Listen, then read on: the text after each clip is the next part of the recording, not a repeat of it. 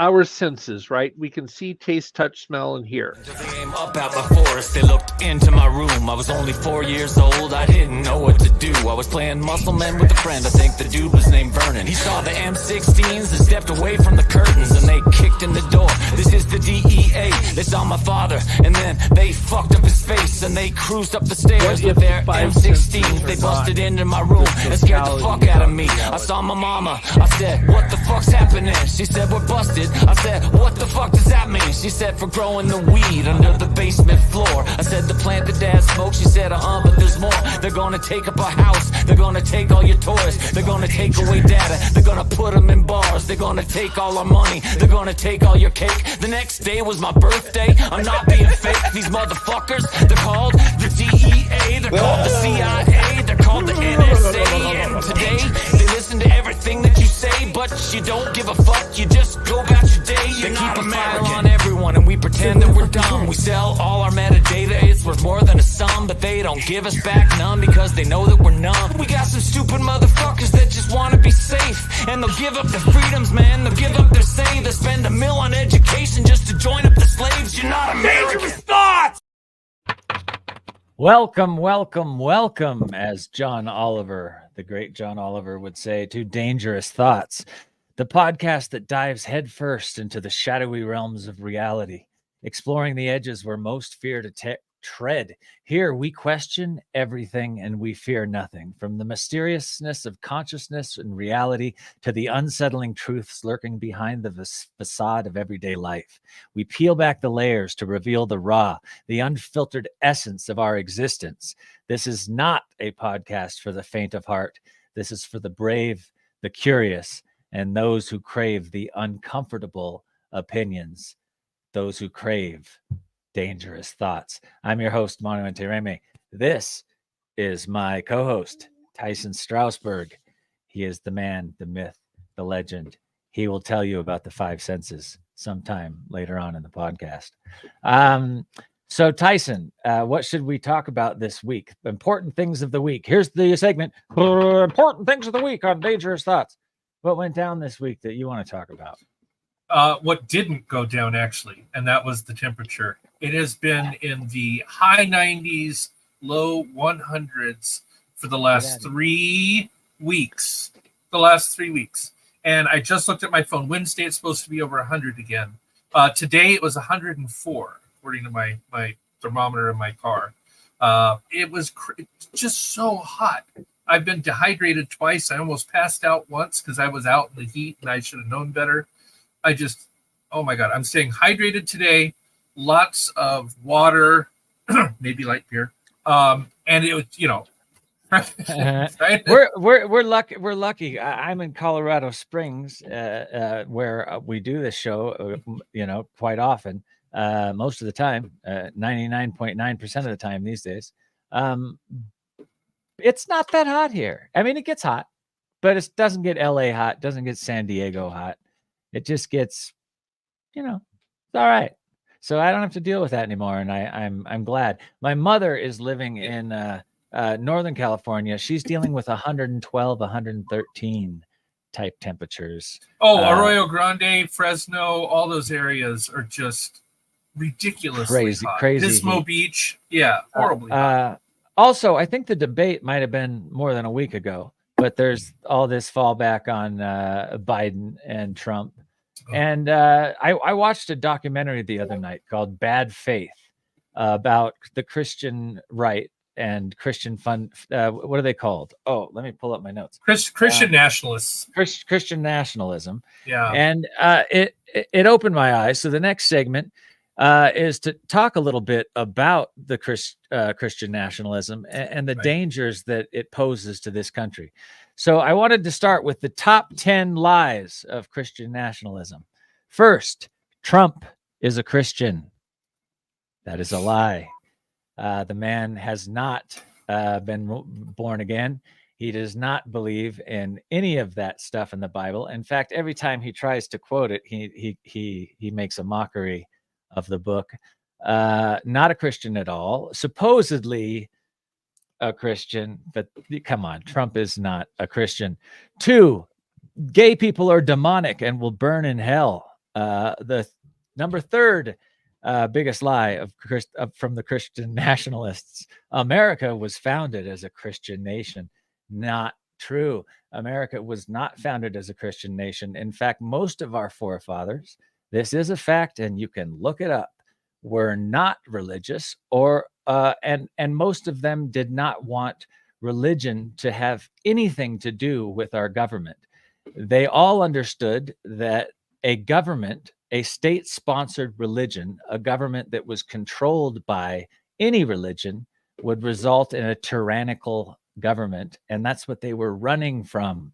So part of the reason they left was freedom of religious persecution. That was it. And to number two, this gay person is not burning in hell; he's burning in Ramona. Just letting you know. That is true. So gay people do not burn in hell; they burn in Ramona. Burn in Ramona, People. The number 5 lie of Christian nationalism: people should vote less. Christians should vote more. They are perfectly happy with our nation not being diverse. They do not want a diverse nation. They do not want the young to vote. They do not want anyone to vote that's not Christian. In fact, their numbers show that the less people that vote, the better off they are. So go out and vote, especially if you're an atheist or agnostic or just spiritual, or your God's name isn't Jesus, or you don't believe in God, whatever. Just go vote. It's so important. Or if you're a real Christian like I am, and not a nationalist Christian, and not a Christian nationalist. I'm a gay Christian. We'll do a whole episode on it in the future. But totally yes, an okay thing. And actually, I have a piece on that. The number 6 lie of Christian nationalists: our nation and government in general should be run by the rule of God. So dangerous. Number 7, Paul Rywick, Jerry Falwell, Joel Osteen, and the uber wealthy, the Christian billionaires, are destined by God to rule over the non-blessed. They believe that. That is not true. Billionaires are not destined by God to rule over the rest of us. They just use God to make their billions so that they can rule over the rest of us. The Republican Party is the most dangerous threat to the Constitution and democracy more than any other thing. Oh, that's the truth. I guess I'm reading the wrong one. Number 9, your vote doesn't matter. Number 10, this idea of Christian nationalism is a new idea. This is a new concept. That's what they're telling all their leadership kids and all their Christian schools, that this is a brand new concept to make the world better. This is a very old idea, going back all the way to the 1800s. They've been around. In fact, I'm old enough at 46 to remember the first time Christian nationalists took control of the Republican Party. His name was Ronald Reagan. And the Christian nationalists were a huge reason why he slid into office. Ronald Reagan used to say, "I want to make America great again," when he ran. I see the whole thing recycling as a 46-year-old, with Trump just playing the Reagan playbook, trickle down economics, tax cuts for the rich. It freaks me out. And the truth is that a real Christian would want tax cuts for the poor, equal share for the rich. They wouldn't believe in trickle down economics. It would be bottom up economics. So I'm going to go to the next things, which is truth about real Christianity. 1, real Christians educated in the right way know that religion and the government are state-sponsored religion will always lead to tyranny. Number 2, Christianity is supposed to be a religion of love, of peace, of empathy. Love thy neighbor, judge not judge everyone, and kill all the fags and heathens, which is the Christian nationalist point of view. 3, Christians believe in providing service to the poor and the working class. The meek shall inherit the earth.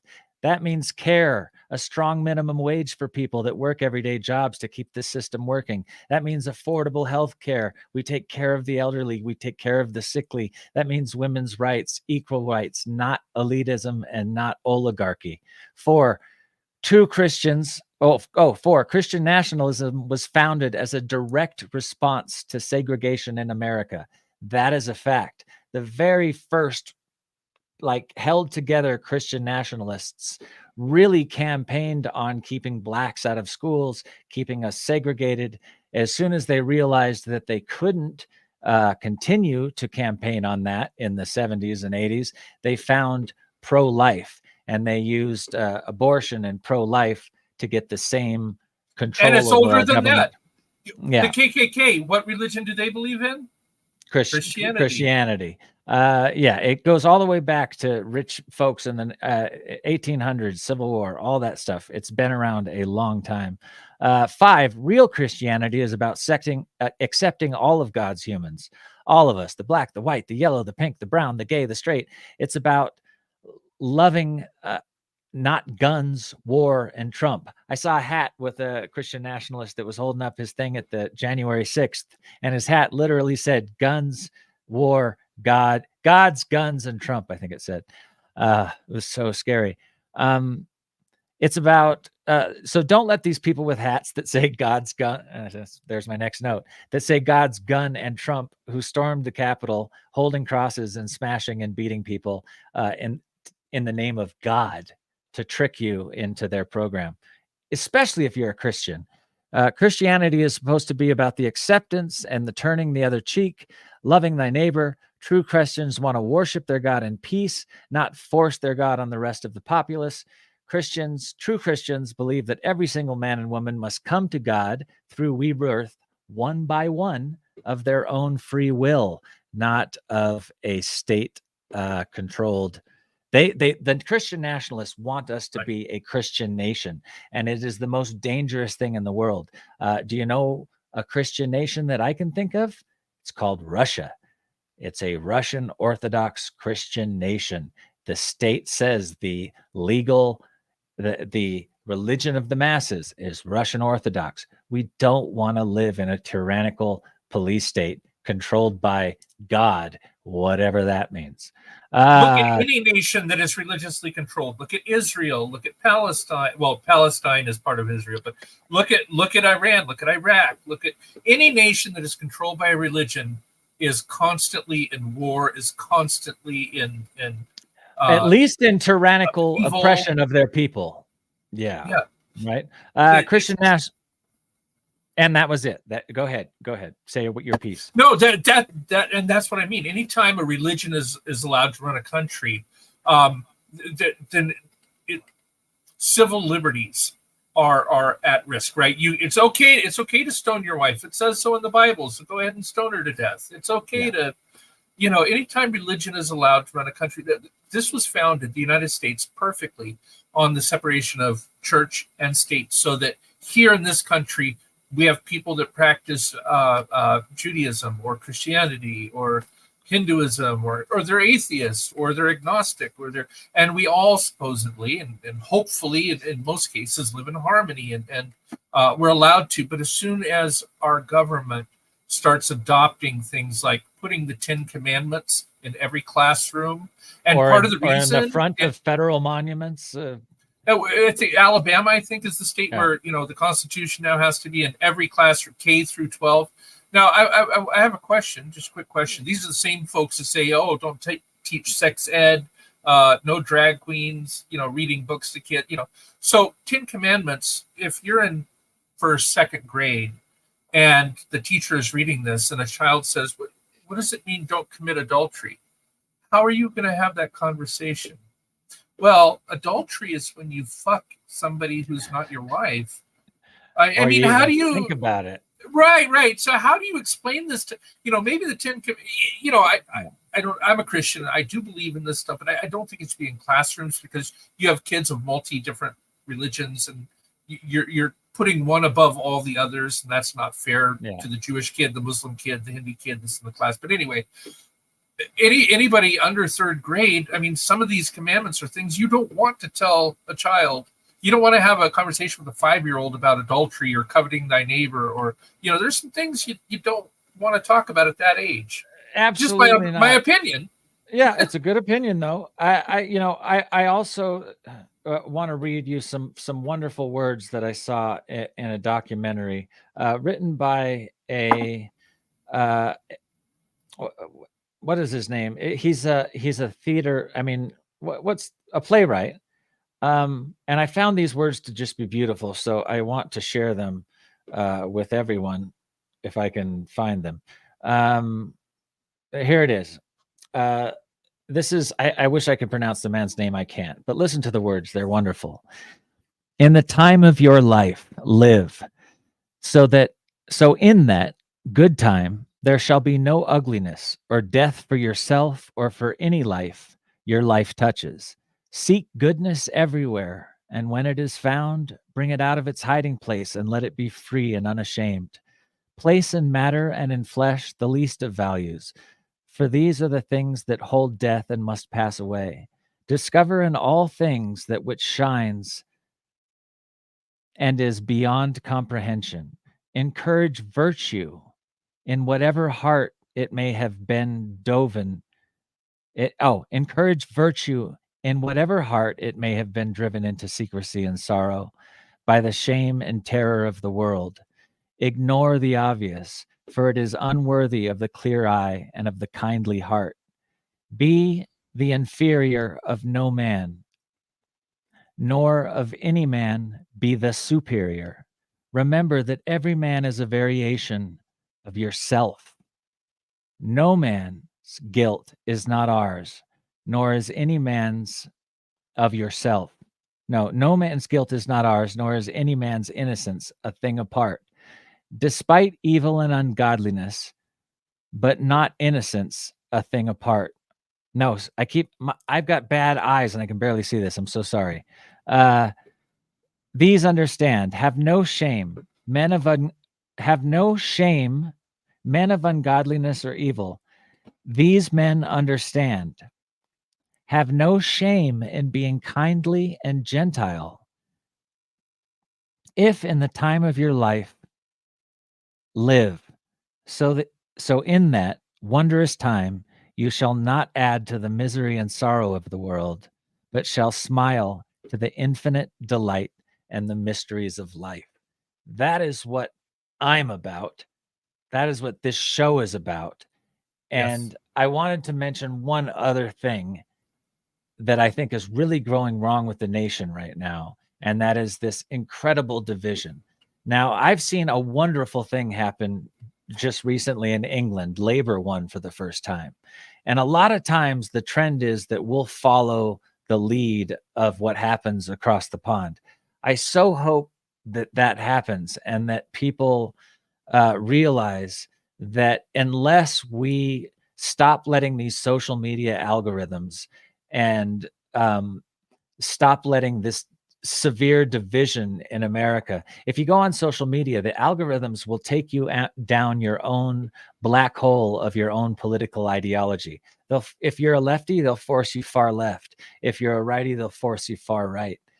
It's time that people understood that we need to stay friends with MAGA people if you're a lefty. Stay friends with lefties if you're a MAGA person. I've got a bunch of right-wing crazy MAGA friends, and we talk all the time, and we find common ground, and we find reasons to love each other, and we find reasons to realize that we're both human and that we're both American and that we should find common ground. This country needs to come together, not be ripped apart by the Trumps, the social media trolls, and on both sides of the aisle.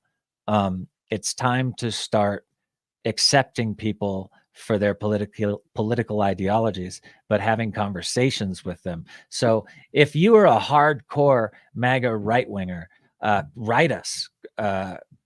You can write me at monumentereme@gmail. You can write at Subscript Pirate at X. We want you on the show. I would love to have a conversation with you on this show. But this week, we have an amazing guest. Oh, man, I forgot to ask him how to pronounce his name. What a bad Szubski. James Szubski. Okay, so James was a former volunteer search and rescue EMT, a wildlife firefighter, and a mountain guide. James Szubski will discuss the wide array of paranormal activities in the Columbia River Gorge, which is a super cool place, including the Klickitat Klickitat Ape Cat, Sasquatch, UFOs, portals, and small humanoids. The Columbia River Gorge in Washington State is a world-class paranormal adventure destination. And James Szubski. knows a lot about it. And let's bring him on the show right now to talk about this interesting stuff. I'm sorry, my last name's Ente Reme. Everybody butchers that as well. I'm sorry, James. Good luck with my first name. Yeah. Look at that. It's very few people get it right the first time. It's pronounced Szubski. Szubski. Szubski. So I was cool, wrong. Man. Yeah, so James Szubski. So how long have you spent in the Columbia River Gorge looking at these phenomenal things that are happening there? I came out to Washington State in 1988 with the military. I was in the 199th Special Battalion infantry. And so that was when I first got exposed to the gorge. But things really picked up about 3 years ago. My mother-in-law passed away, and my wife and I inherited her businesses. And so we moved down to the gorge from the Seattle area. And one of the businesses we had to make some modifications to and turned it into an outdoor adventure store, Margie's Outdoor Store. And on kind of a whim, I put Sasquatch in the logo. Well, right away, people started showing up and telling us amazing stories about Sasquatch encounters and UFO encounters and things even much stranger than all of that. So I was really curious about all this. And we put up a big sign in the window that said, "File your paranormal reports here." And I gave the staff instructions. I said, "We're going to treat everyone who comes in here with an unusual story with the utmost respect. And we are going to ask intelligent follow-up questions. We're not going to insert what we believe they experienced into their experience. We're just going to take in the data and see where it goes." That was a little over 2.5 years ago, and we now have over 350 reports. And I have to tell you, it has been an amazing, incredibly satisfying, really fun experience. Are any of those reports being followed up on by like a small team and going out and looking and seeing if you could see what they saw? And Yeah, of course. Yeah. I've had a couple of unusual experiences since we've been down here myself. And what's really kind of fun is that the gorge is not a big community. Maybe I should spend a little time sort of painting a picture of where we're at. So the gorge is the Columbia River is the largest river in North and South America that flows into the Pacific Ocean. And it forms the border between Washington State and Oregon State. My stores are right in the middle of the gorge, about 60 miles east of Portland. So there's the Portland, Vancouver, Washington metro area, and we are deep in the wilderness. Now, it's some of the most beautiful wilderness in America too. It's just gorgeous up there. Yeah, the gorge itself is the only sea level passage through the Cascade Mountains. And so the Cascade Mountains, we've got Mount Rainier, which is 14,400 feet tall. But within 35 miles of the store, there is Mount Adams, Mount Hood, and Mount St. Helens. And these are perpetually glacier-clad mountains. They're stratovolcanoes. And so what happens is that with this big mountain range running right through the middle of everything, the west side is a classic moody, brooding Pacific Northwest rainforest. And so you've got the 200-foot tall Douglas firs and hidden waterfalls and, just a really deep and mysterious kind of a forest environment. And then on the east side of the mountains, there's a rain shadow. And so that's actually a high plains desert. And so this is austere and, almost a spiritual, very beautiful landscape with, you've got like desert mesas and tall desert cliffs. And the river runs through the whole thing. So the wild, beautiful country that we know, that I think many people that are in America have experienced, and many people over the world. But this place is beautiful. I've been there. I take your word for it. Yeah. I want to ask you, because recently James experienced spatial and temporal displacement while exploring a strange area called Broke Leg Barrows. Tell me a little bit about Broke Leg Barrows and what you experienced there. Yeah. So Broke Leg Barrows is an 8,000-year-old lava bed. And you can imagine like this whole mountain valley was filled up with a low volcano that just sort of pushed lava and now it's hardened into these sort of sharp rocks. It's one of the most difficult terrain places that you could imagine traveling through. I've been doing professional land navigation since I was 19 years old, first with the military, then firefighting, and then as a search and rescue EMT. And this place is formidable.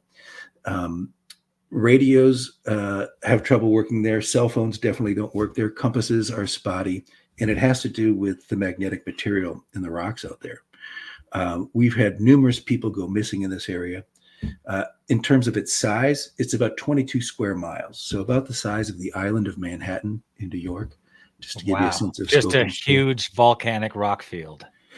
Yeah, but it's 8,000 years old. And so there are stunted forests out there. It's hard for them to make a living out there, these trees. They're covered with hanging moss. Some areas are barren, almost like a moonscape. Other areas are like these strange twisted forests. And the place is unnaturally quiet because all of those jagged and jumbled rocks eat the sound, and then the moss and the trees eat it as well. And so it's a very strange and mysterious place. We've had numerous Bigfoot sightings in the area. People have filmed Bigfoot footprints there. We've had, trees get knocked down. We've had vocalizations out in this area. People have gone missing out here. Back in 2013, a guy named Chris Zitzowitz was looking for caves with his buddy. This whole area is riddled with a labyrinth of underground lava tubes. Many of them are uncharted. And he got separated for maybe 5 minutes. And he actually, he just vanished off the face of the planet. They had a huge search, hundreds of searchers, thousands of man hours, helicopters, dogs. Strangely, they even called in the Air Force pararescue team. Now, as a search and rescue EMT, I have been on scores of search and rescue missions, and you never get military boots on the ground. It's very unusual. In fact, the whole area out here. Was the guy that went missing military? No, You he was think he just a might have regular been? civilian. But And- military came in with paratroopers to look for him. Yeah, the Air Wow. Force pararescue team is the most elite search and rescue team in America. And this place chewed those guys up. But what's odd is that they showed up in the first place. So you got to understand that this Broke Lake Barrows area, it has... I love the name too, Broke Lake Barrows. It's just a creepy sounding name, an interesting paranormal sounding name. Just really Don't quick. go to Broke Lake Barrows.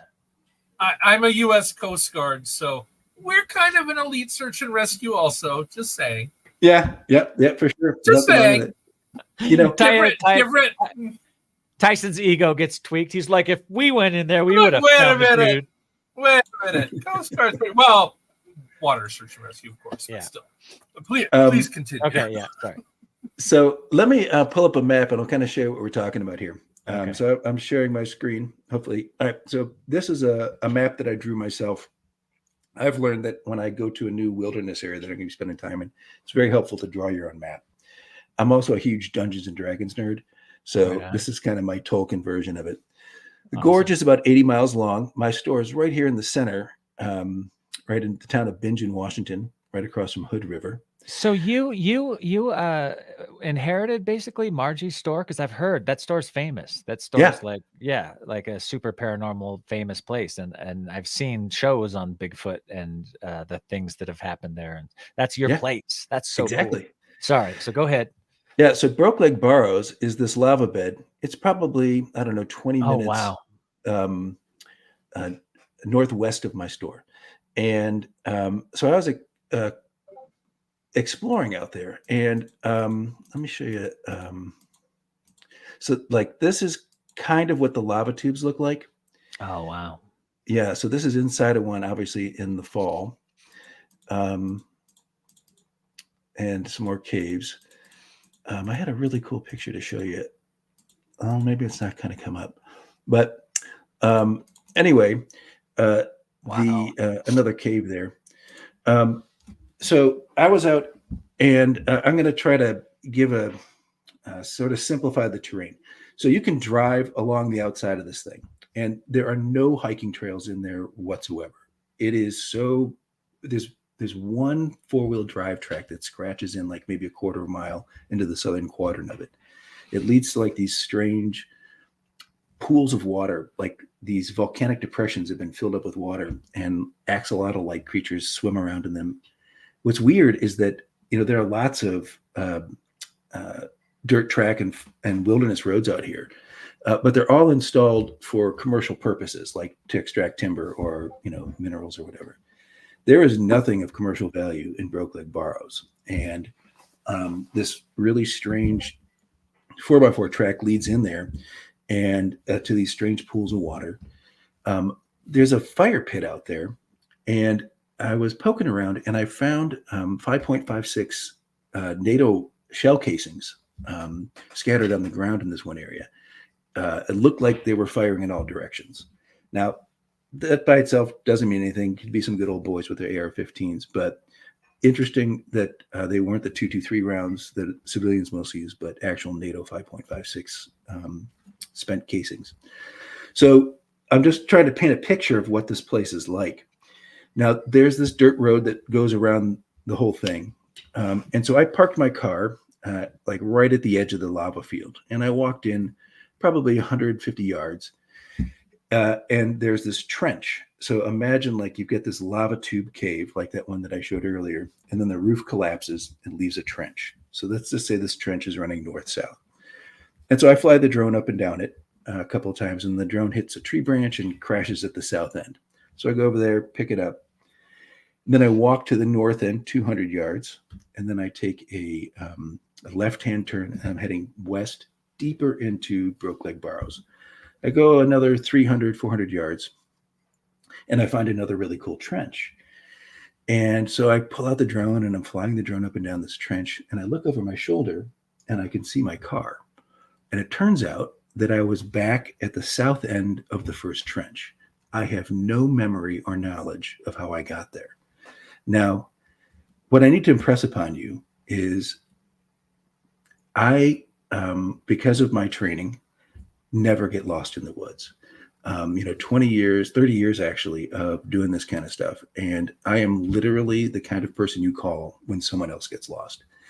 And to have believed that I was 300 or 400 yards away from where I actually was, completely bamboozling. I've never had an experience like that before in my life. Even creepier was that I was looking at a place where I had been what I thought was just a few minutes before. Turns out it was actually an hour and a half later. And a whole hour and a half of missing time that you can't account for. Yeah. And so it was almost like I was waking up from a dream, and I was like, oh my God, this is the first trench. I am basically back where I started. I've been bumped back to go. And once I kind of got over my utter confusion, like I want to impress upon you, like the kind of training I have for land navigation. Like I've navigated in swamps and glaciers and jungles and deserts and forests. Like it is like when you are navigating at a professional level, you're building mental maps, you're keeping track of the sun, you're doing pace count, you're setting down landmarks. Like there's a whole series of like background routines that are always running. Every single one of those things failed me. And it was completely unsettling. Never had an experience like that in my whole life. Explain these trenches. All right. So imagine. I didn't quite get what a trench was. Was it something somebody had dug out, or? You know what? I bet you I can show you a picture of one. So the trenches. Yeah, here we go. I've got a video. I'll share my screen again. So imagine that the lava is flowing, and it's always going to flow through the low areas. So if there's a river, stream, valley, that's where the lava is going to flow. Then the top of the lava cools, like the top half of it, and it insulates what's going on inside. So the lava continues to flow through an empty cavity underneath, and then all the lava flows out, and it leaves basically a hollow tube. They call them lava tubes. Well, those roofs are unstable, and if there's an earthquake, that'll collapse and create a trench. Gotcha. I'm going to share my screen, show you a drone footage of flying through some of this broken broken landscape. Okay. So Hold on. is that, I think here we go. We're set. there we go. All right. So this is just flying across a couple of different trenches right now. And you'll be able to see just Okay. how broken and crazy it is. And so like this right here is like one of these trenches that I'm talking about. This is not the trench, but it's one of them. And this is my rig. It's a custom FJ Cruiser that it's all decked out to do paranormal investigations. So you asked if we follow up. The answer is absolutely yes. Yeah. And it's awesomely fun. Yeah. What fun to get to drive up and check out people's encounters. Yeah. There's the rig. Okay, so you're saying you were at the end of one of these tubes, you were actually hiking through them, and then found yourself just back at your car all of a sudden, basically. Well, back at the pretty beginning much the start of the trench. And wow.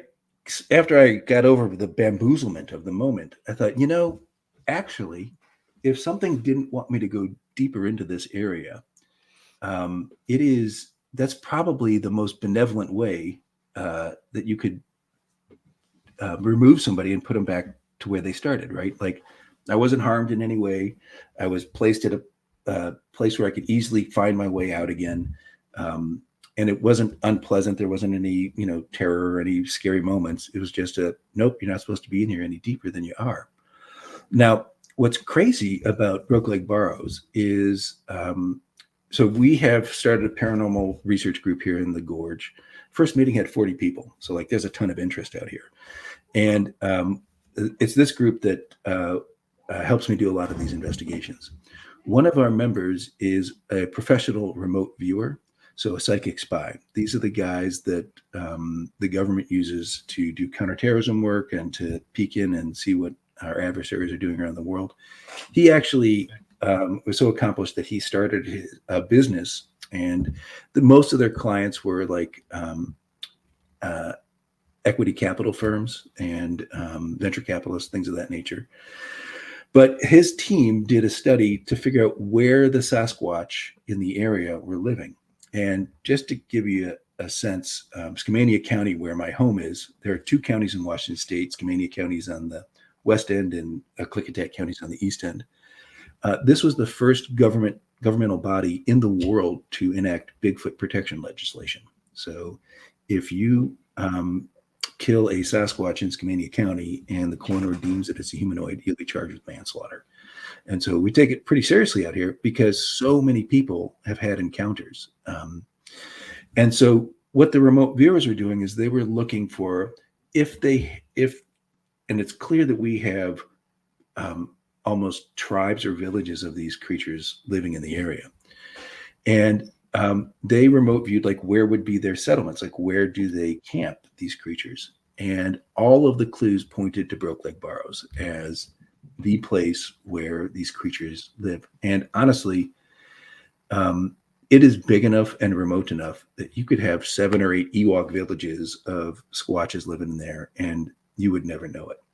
Do you think they live there on a permanent basis or in a different dimension, or? It's a really good question. We've had, like I said, scores and scores of reports of Sasquatch in the storm, and some folks have seen them on their property, like with great frequency and regularity. One night, a guy who's about several reports, he's even brought in hair samples for us to take a look at. He said one night there was 14 Squatches on his property that he could see at one time. We have reports of they seem to be migratory based on where mushrooms are available and where berries are available. There are some people who've come into the store and said that the Native Americans have treaties with what they call the forest people for certain berry and mushroom and salmon areas.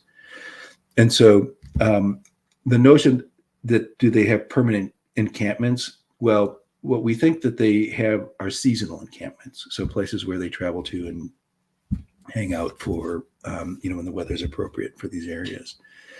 And so, all of the remote viewers, there's a number of different markers that they put down or descriptions that they made.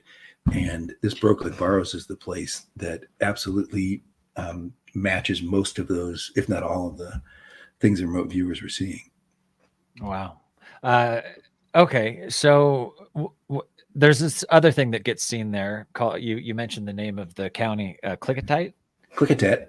And Yep, what is the Klickitat ape, and what's its relationship to Bigfoot, and what's the deal there? Sure. So we have had over 100 reports of an enormous black panther-like creatures prowling the canyons and forests of the gorge area. And some of these reports go all the way back to 1968. We've had some reports with the creatures accompanied with cubs or younglings. Senior law enforcement officials have made reports. And everyone describes seeing a large, very muscular cat with black fur and a long black tail. Now, of course, we have cougars that live out here, many of them, in fact. But science doesn't recognize... But not black panthers. Yeah. So science does not recognize cougars ever having black fur. They're either tawny, or when their melanin expresses, they become more of a reddish color. The only large black cats that live in North America are black jaguars, and they live, their range is 1,000 miles south of here. So southern New Mexico, Arizona, that area, and then all the way down into the Amazonian rainforest. Yeah. So there is no reason, at least mainstream science does not recognize a population of black cats living in Washington state. But yet we've had over 100 reports. In the last 2.5 years? Yes. Wow. And we even have seen some, I would call it blob squatch video footage of it. It's clear in this, it's like someone posted to like a community Facebook page that it's a feline creature, black in color, but it's too far away to make it any good details. Their description. What? Oh, go on. All right. So I have another question for you. And I always love, I'm very interested in the deep state and the MIC, military industrial complex, and the secrets they're keeping. What form of military were you in when you were serving in this place? Can you tell us that? Yeah, I was. And if you can tell, yeah. Yeah, I was an infantry soldier stationed at Fort Lewis, which is, probably 150 miles north of here. And so I actually joined a highly experimental unit, and we had a lot of strange things happen. That could be a whole episode in and of itself. And these strange things happened there in Fort Lewis? No. Around that area? No. So we're, like I said, we're about 120 miles south of Fort Lewis. What's interesting about the ape cat, so I should just finish the description of that thing. Okay. So first of all, science is not recognizing black cats out here. Now, about half of these reports say the creature is enormous in size, so 4 to 5 feet tall at the shoulder.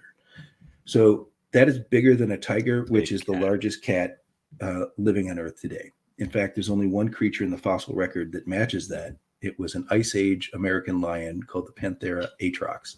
And this was a creature that was 8 feet long from nose to rump and 4 feet to 5 feet tall at the shoulder, weighed between 900 and 1,300 pounds. And this is the exact description that we're getting from a lot of these folks. Hi, Kitty.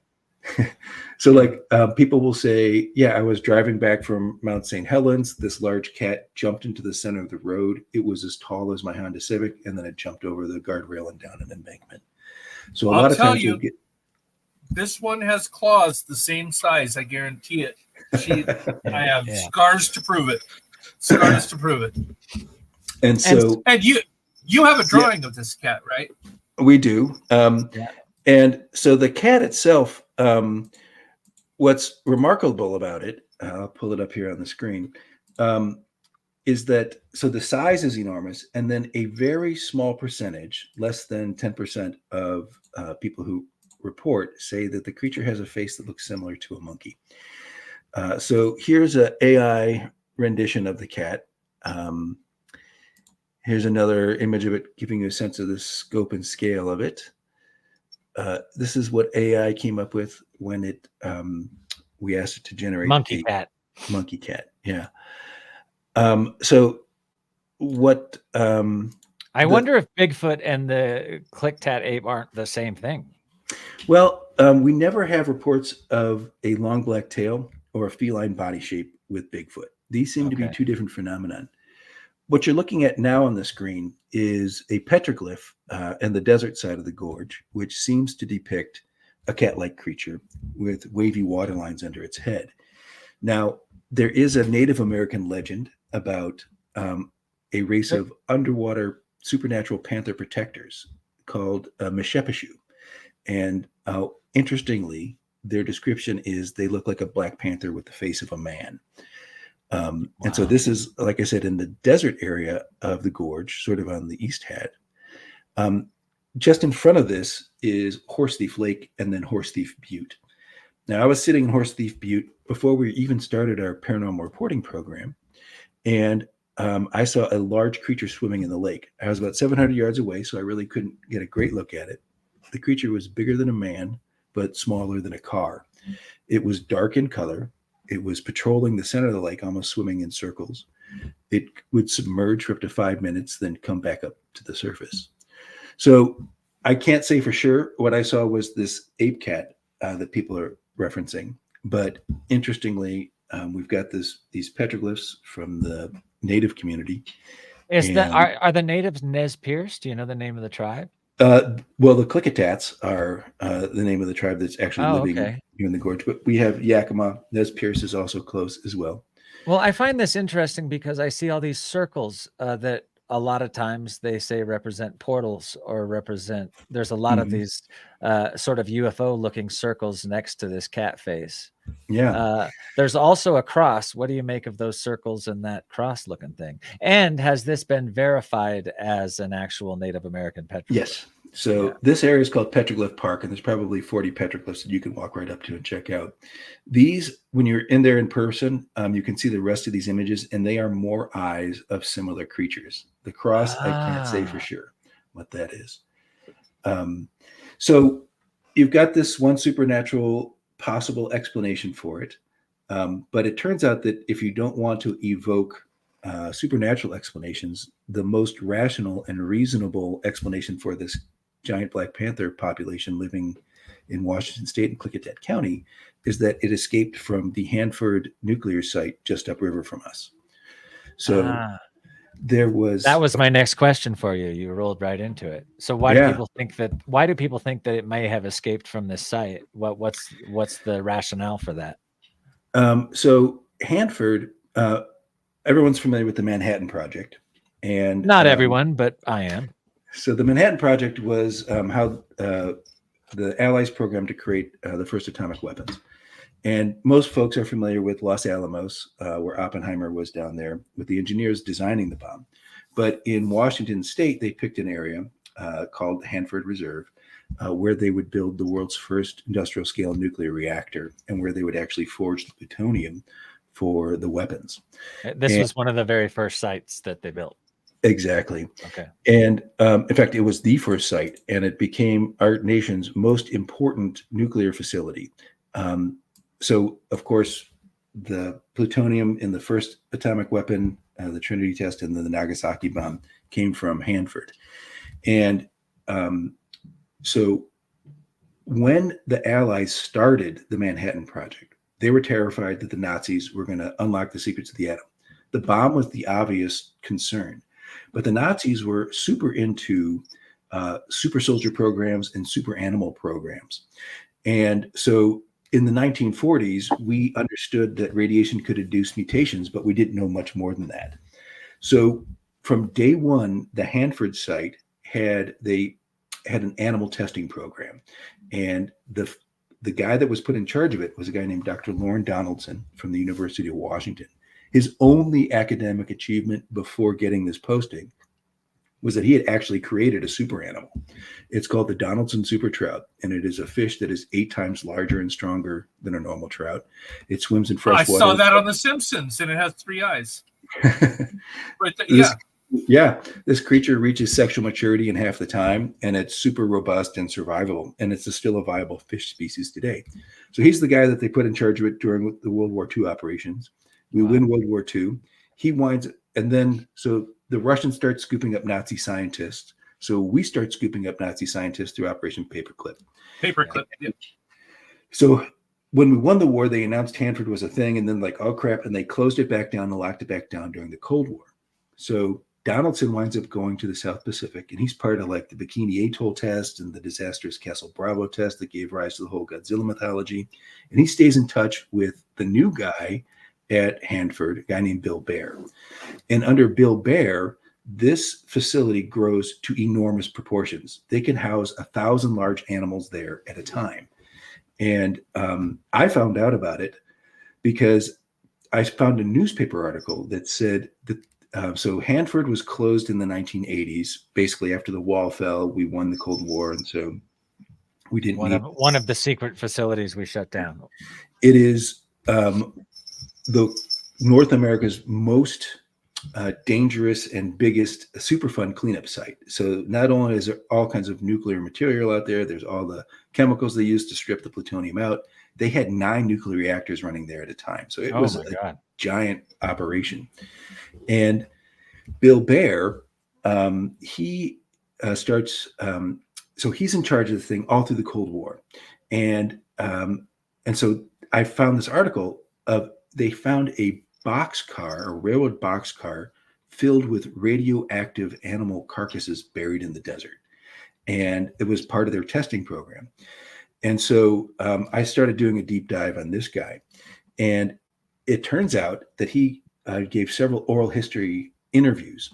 And he talks about how they were doing bizarre radiation experiments on apex predators. Those creatures escaped and they couldn't recapture them. And so the story that he talks about is they had a whole pack of alligators that they were testing.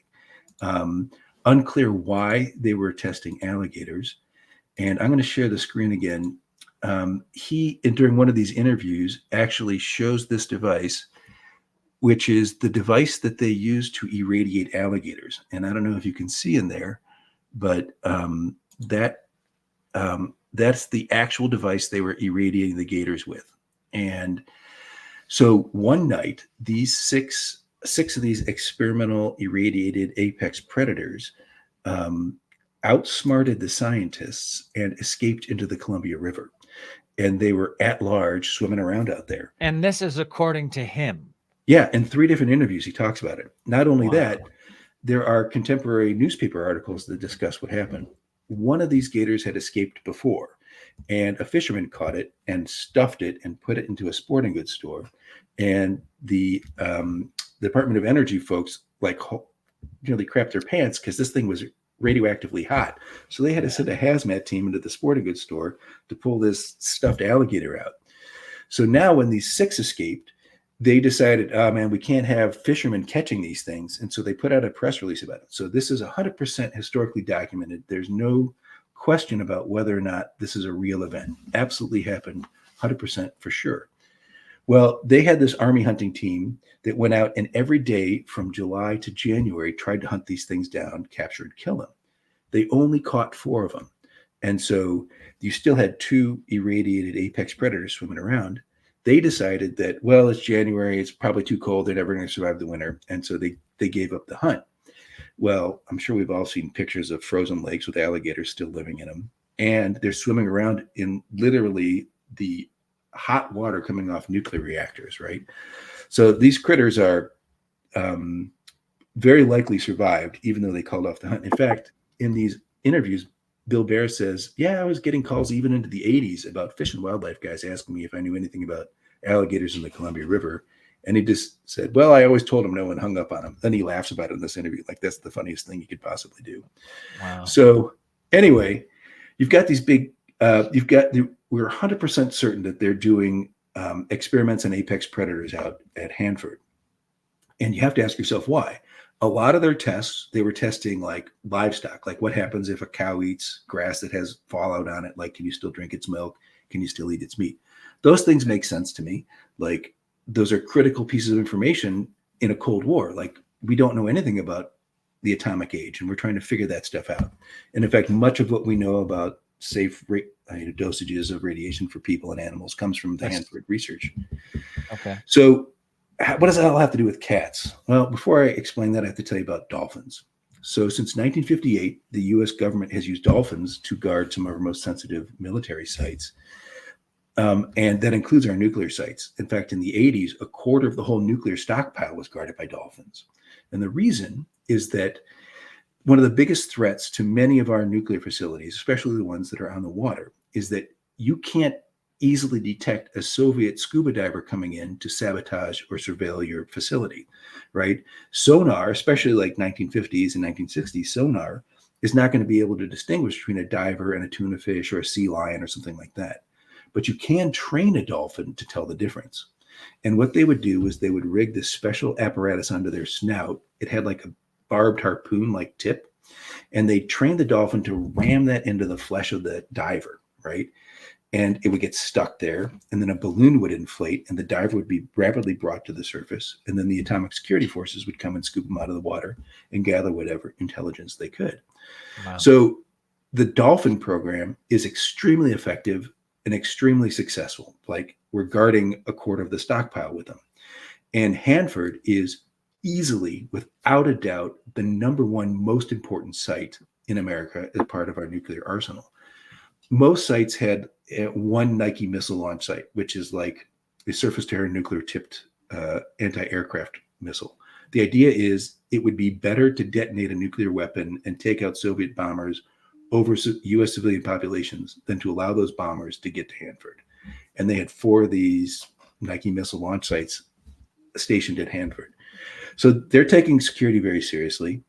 They would have loved to bring the dolphins in because 45 miles of the Columbia River flows right through the middle of Hanford. That's 90 miles of river coastline that you need to guard. And how the hell are you going to do that, right? You can't bring in the dolphins because this is freshwater and dolphins only work in saltwater. So you're going to ask yourself a really simple question. If you're a zealous cold warrior, you're going to ask yourself, what is the world's best riverine hunter? Turns out it's a black jaguar. These creatures can hold their breath for 15 minutes. They can swim a kilometer in the open ocean. They can eat underwater. They can kill alligators with a single bite to the back of the head because they are the strongest of the big cats, pound for pound. They have night vision that's 6 times better than a human being. And the cherry on top is that they always instinctively drag their prey to shore. And so if you were going to take a base creature and say, okay, this is the thing we're going to start with to create a sentinel creature, black jaguar is going to be absolutely the top of your list. Cool. And so what we think happened was they were experimenting on jaguars. Jaguars are notoriously hard to train. Lions, much easier. Jaguars and lions you can interbreed them and they produce viable offspring. In fact, there's one alive up now in Canada at like one of those private preserves. There's like this. Can the offspring reproduce? I'm not certain. Okay. I think that they can, but again, I'd have to check on But that. you'd think that if one of these Klickitat cats came out of there, one of these black jaguars that was made into a huge apex predator, it would be able to reproduce with other cats in the forest. Yeah. So we don't know. But what's clear is that Donaldson was producing animals that reproduced twice as fast, like they reached sexual maturity in half the time. That was his thing with the fish. Okay. Yeah. And so, and if you look at the location of Hanford, if you go north, south, or east of Hanford, you just go deeper into desert. If you head west into Klickitat County, you're going to find the mountains and all this available habitat and food sources and everything else. Our reports, like I said, go back to 1968. So what we think happened was, just like the gators, they were experimenting, perhaps trying to create sentinel creatures to guard the facility. Those creatures, they couldn't contain them, outsmarted the scientists, and once they escaped, there was no recapturing them. And so, like I said, we're trying to understand why we have so many highly credible reports of enormous black panther creatures creeping around the Columbia River Gorge. And I just looked it up too. So black panthers can breed out of their species. Apparently, not a black panther. I'm sorry, a jaguar, because it says here a jaguar breeded with a Mustang and created a Toyota Corolla. Oh. I don't get that. All right, you had me on that one, Tyson. I thought you were saying something real, you schmuck. All right, I'm fascinated with the cat. I get I have to come for a visit. Do you do tours and stuff at Margie's store? Do you do hiking tours? Just last week, I had another set of podcasters come out, and I took them. I had them for 7 hours, and I took them all around the gorge. We went to ghost towns. We saw the petroglyphs. What if we came out for like a week? Would you do like a whole like documentary? We could make some stuff happen. Yeah, for sure. All right. Nice. All right. So let's talk about UFOs and UAPs a little bit, because they're often seen in the gorge area as well. So interesting about that story is Kenneth Arnold was a private pilot in June of 1947. Yep. He's flying from Western Washington to Eastern Washington, right sort of just north of the gorge. He's south of Mount Rainier. He sees 9 saucer-shaped craft flying from the north to the south. They're actually headed to Mount Adams, which is just in our backyard here. Now, Mount Adams is a huge UFO hotspot. It's been that way for decades. People have reported things out there forever. And so those craft that Kenneth Arnold saw were flying directly to Mount Adams. By the way, I've summited Mount Adams, and you can see Hanford from the summit of Mount Adams. A lot of people theorize that once humans started messing with nuclear energy, other dimensional alien species, whatever, wherever they come from, I don't have a strong opinion on that, took notice and became really, really interested. There's a lot of reports of UFOs around Hanford, but it seems, if you listen to some of the local stories, that they have actually set up a base on Mount Adams, and it is a huge hotspot. So some of these reports of a base within the mountain or on the mountain or in a different dimension within the mountain, whatever the technology is, however it works, is it just a theorized thing that this base exists, or has there been some actual like documented military leaks that this base exists? Well, I've got something to show you here. We can put up my share screen. So because you talk about Dulce, New Mexico, there's a lot of places with, the big mountain ranges or mesas that people think secret military bases are housed. Yeah. Wow. That looks totally like a hangar. Oh my gosh. Yeah. So what we're looking at here is the summit of Mount Adams. At the southern flanks of Mount Adams is a place called ECETI Ranch. ECETI stands for Enlightened Contact with Extraterrestrial Intelligence. And for a couple of decades now, Jim Gilliland has been inviting people onto his property. They come from all over the world, and they watch lights fly around Mount Adams all night long. People come skeptics, and they leave believers. Now, we've had reports from people who've been out there and from people who live in the area who don't go to ECETI Ranch. They say that this physical hangar door opens in the mountain and things fly in and out of it. We've also had reports of a portal opening in the sky just next to the mountain, and sort of like the sky looks different in a circular area next to the mountain. Anyway, so tons of reports of UAPs out here, and sometimes we get reports of glowing orbs, and a lot of times that's what you see when you're looking at Mount Adams, orbs that start as a single light, then split up into multiple lights, or multiple lights that come together into a single light. Sometimes they appear to be responsive to conscious requests by observers, and that's one of the things that they track at ECETI Ranch quite a bit. And military pilots like Fravor, they've disclosed these close contacts with some of these orb ships. Fravor said that it looked like a complete see-through orb with a small black square in the center. And this is I don't know if he's an F-18 pilot, F-35, I don't know what he flies, but he flies one of our badass jets. And he said when you got real close up on these things, that they were transparent or camouflaged or see-through in some way, very orb-like. These are reports not only in Mount Adams, but Mount Shasta, Mount Rainier, mountains around the country. People see these things. So absolutely. Cool. Go ahead and explain these pictures. Yeah. So we get these kind of stories as well. A lot of things you said I can touch on. This was a picture sent to us last April. This is above Underwood Mountain. We did some image enhancement to it. and it looks just like the Tic Tacs. There you go. Yeah. That you see on the gun cams from the Navy fighter jets. Is that a heat image? This is the same image, just with some visual filters on it. Okay. And so no wings or rotors. Interestingly, at the base of that Underwood Mountain, so I took this picture myself. I was really interested in this strange beam of light here. What an incredible beam of light to just come through the clouds like that. And then this thing shows up. So we know that it's not headlights, because this is a truck right here with its headlights on, and there's a car with its headlights on.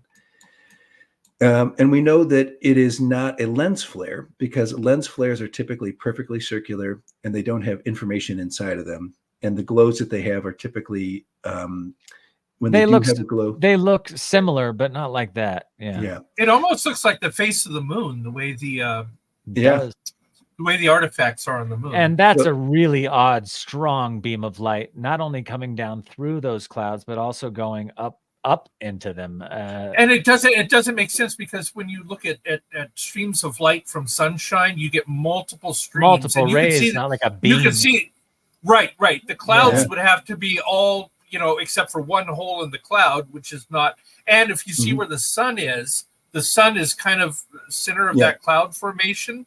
This beam is coming from above the sun. You would think the flare would be coming at the camera at this point. Exactly. Typically, when you have a lens flare, the bright light source is directly behind the flare. Yeah. Right. So this is a really interesting picture, again, taken before our paranormal reporting program really got kicked off. My wife and I have seen these things with our naked eye. Awesome. We've had other folks. Do they appear in different colors or just green? Yes.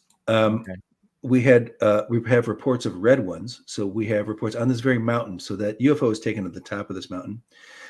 We've had red ones appear in this mountain as well, from people who live on the mountain and people who have been driving off the mountain. And how does this thing exit? How does this thing exit? Does it disappear? Does it shoot up into the sky?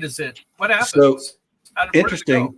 We had one report that a guy was driving on. So this is the Washington side, the Oregon side, and he watched a very bright white one fly over the surface of the water. And there was a police patrol car, a highway patrol car there. They both saw it and they were looking at each other like, what are we looking at? And the thing dove into the river and they could see it glowing under the water and traveling underwater. So cool. Which is Mono, you remember that transmedium? Is that what it's called? The transmedium unidentified?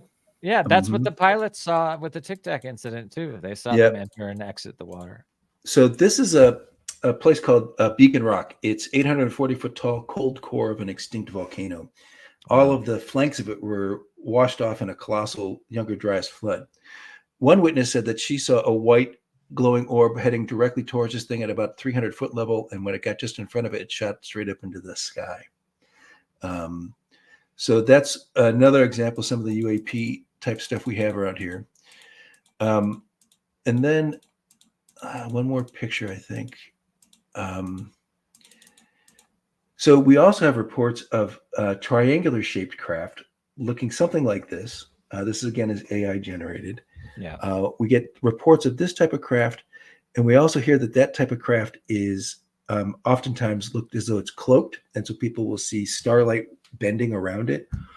And they're most noticeable at sunset when the light behind it there's a funny play, and it's hard to get like a clear read of, but like if it was bending light, the sunset bends light in weird ways. And it looks ginormous too, right? Yes. It's not a tiny thing. Well, some are tiny, some are big. So this is my theory on these triangle ones. And I've looked into this quite a bit. I think they are versions of the TR-3B. Now, the TR-3B is supposedly an experimental aircraft that we've had for a very long time. We keep our aircraft, our high-tech aircraft, secret as long as we can. And it makes sense to do that. And when I say we, I mean the military industrial folks, the deep state, the secret black ops programs.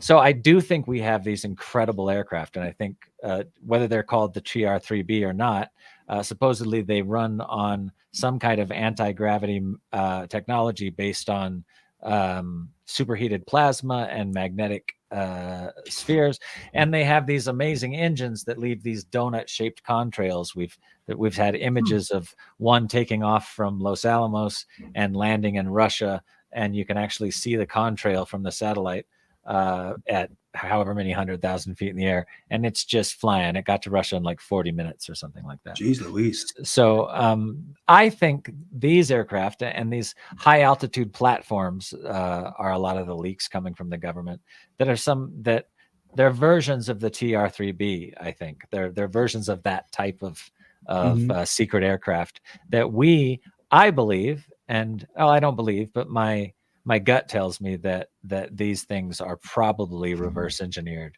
from some of the crashes of alien tech. And if you look at the history, my opinion. Yeah, from 2,000 years BC to 1500 AD, how much did we actually technologically evolve? Right? A person living incredibly fast. And our aircraft are amazing how fast they get better and better and better. My great grandmother came to California from Arizona on a covered wagon, and she died after man had walked on the moon. I just think about that. So there we go. Amazing. This looks like a TR-3B patent application right here. Who's sharing that? Because that's not. It's not me. That's Cassie. That's Cassie. Okay. This is the TR-3B. Basically, it's a picture of what it looks like. So you see how similar this is to what James Szubski showed us. Who was it that worked at that came out that worked at? Can I read that again? Spacecraft having a triangular hull with vertical electrostatic line charges on each corner that produce a horizontal electric field parallel to the sides of the hull. This field, interacting with the plane wave emitted by antennas on the side of the hull, generate a force per volume combining both lift and propulsion. And supposedly this thing can fly at incredible speeds and stop on a dime and hover and all that stuff. And it creates a form of inertia dampening that when you sit inside the aircraft, you aren't affected by that inertia. Bob Lazar talked about that. Lazar specifically talked about the anti-gravity, the inertia dampening, the whole thing. And so how often are these things seen in your area, James? Quite a bit. So think about it like this. 2 or 3 times a week, a new Scooby-Doo mystery walks through our front door. And that's so fun.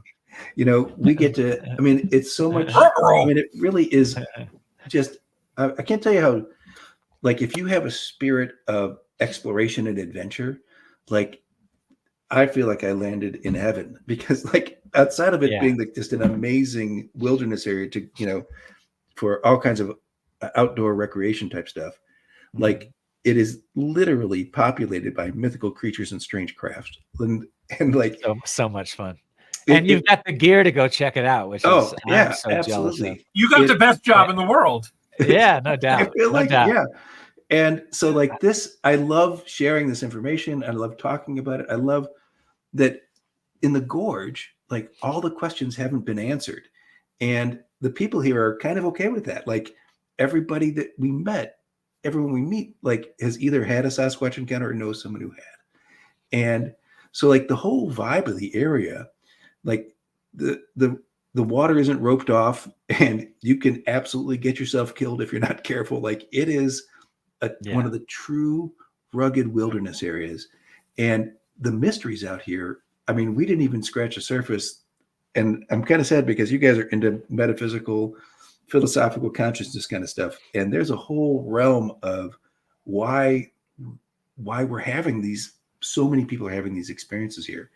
And it has to do with the really unusual and unique electromagnetic environment that we have that has been crafted over millions of years through absolutely cataclysmic forces that are so far beyond the scope of human a human scale. And that's a whole, we could talk for hours about that. You know what? We always talk about the what, right? The what. I saw this, I saw this craft. What we never talk about is the why. Why are they coming here? Why are we seeing them? Why are they either interfering for good or otherwise? Why? The why is the question, right? Because we know it's there, so. And we know what something's happening. What we don't understand is the why, and that the what is window dressing. The why You is know, the important question. Yeah, no doubt. And I also want, there's enough evidence that these things, whatever they are visiting us from wherever they're visiting us. Yeah. There's enough evidence for me personally to believe that. I mean, the Pentagon themselves came out with a report that said these things behave in ways that are intelligent, that our pilots have seen them. All the militaries of the other world, Great Britain and Europe and all those countries have released their secrets. So they're absolutely here. What I find pretty strange is the idea that they're somehow here with bad intentions. Now, the only thing that would make sense to me, because from what I've seen in the reporting going back to Kenneth Arnold, who we talked about, is that the only thing these craft or these beings have ever done to hurt us or to show bad intention is turn off our nuclear facilities, turn off our nuclear bombs, show up in front of our nuclear facilities and show that they have power over turning those things off. And I think nuclear missiles off is a good thing. And maybe they abduct a person or two. Oh, and that was what I was coming to next. Maybe they've abducted millions of us. That's possible too. But the millions of people, millions. Well, there are millions of people that have had abduction experiences around the world, not just America. It's not like it's just and throughout history. So even if you've been abducted, which I think I possibly was as a kid, I'm not sure. They seem to have a technology to mess with our memories quite a bit too. But if they are abducting people, it doesn't seem like those abductions are causing people much harm either. It doesn't seem like it. People find there's a few people that have found chips in them that are interesting and kind of strange. But what makes sense to me is that if there is a species of interdimensionals or angels or UFOs or whatever you want to believe they are, maybe there's a species from some star system or some dimension that has bad intentions, and maybe there's other species that don't, and maybe it's a lot more complicated than we think, good or bad. Maybe it's both. Okay, Well, the universe. Well, think about that. The universe is infinite, almost, right? So everything we see on Earth, just from what we can tell, expand that, right? There's good people, there's bad people. There must be good aliens and bad. Of course, whatever diversity exists on this planet times a trillion exists out there. Sure, of course, there's good and bad. We're an hour and 20 minutes deep in it, and I mean, I could open all kinds of cans of worms on you guys right now to talk about. Let's do it. Why not? All right, if you guys have got the time. I'll be right. No, I got the time. I've just got like a 2-second pee break. I'll be right back. All right. So I'll let James tell a story. We'll open up a couple of cans of worms, and then we'll get to questions from the audience. All right. So what do you want to talk about? So the same remote viewers were remote viewing the UAP phenomenon here in the gorge. And so again, the team consistently was coming back with very unusual results. So typically the remote viewers will write down words that describe what they're seeing in their mind's eye. And normally when they do UAPs, they get words like vehicle, craft, vessel, that kind of stuff.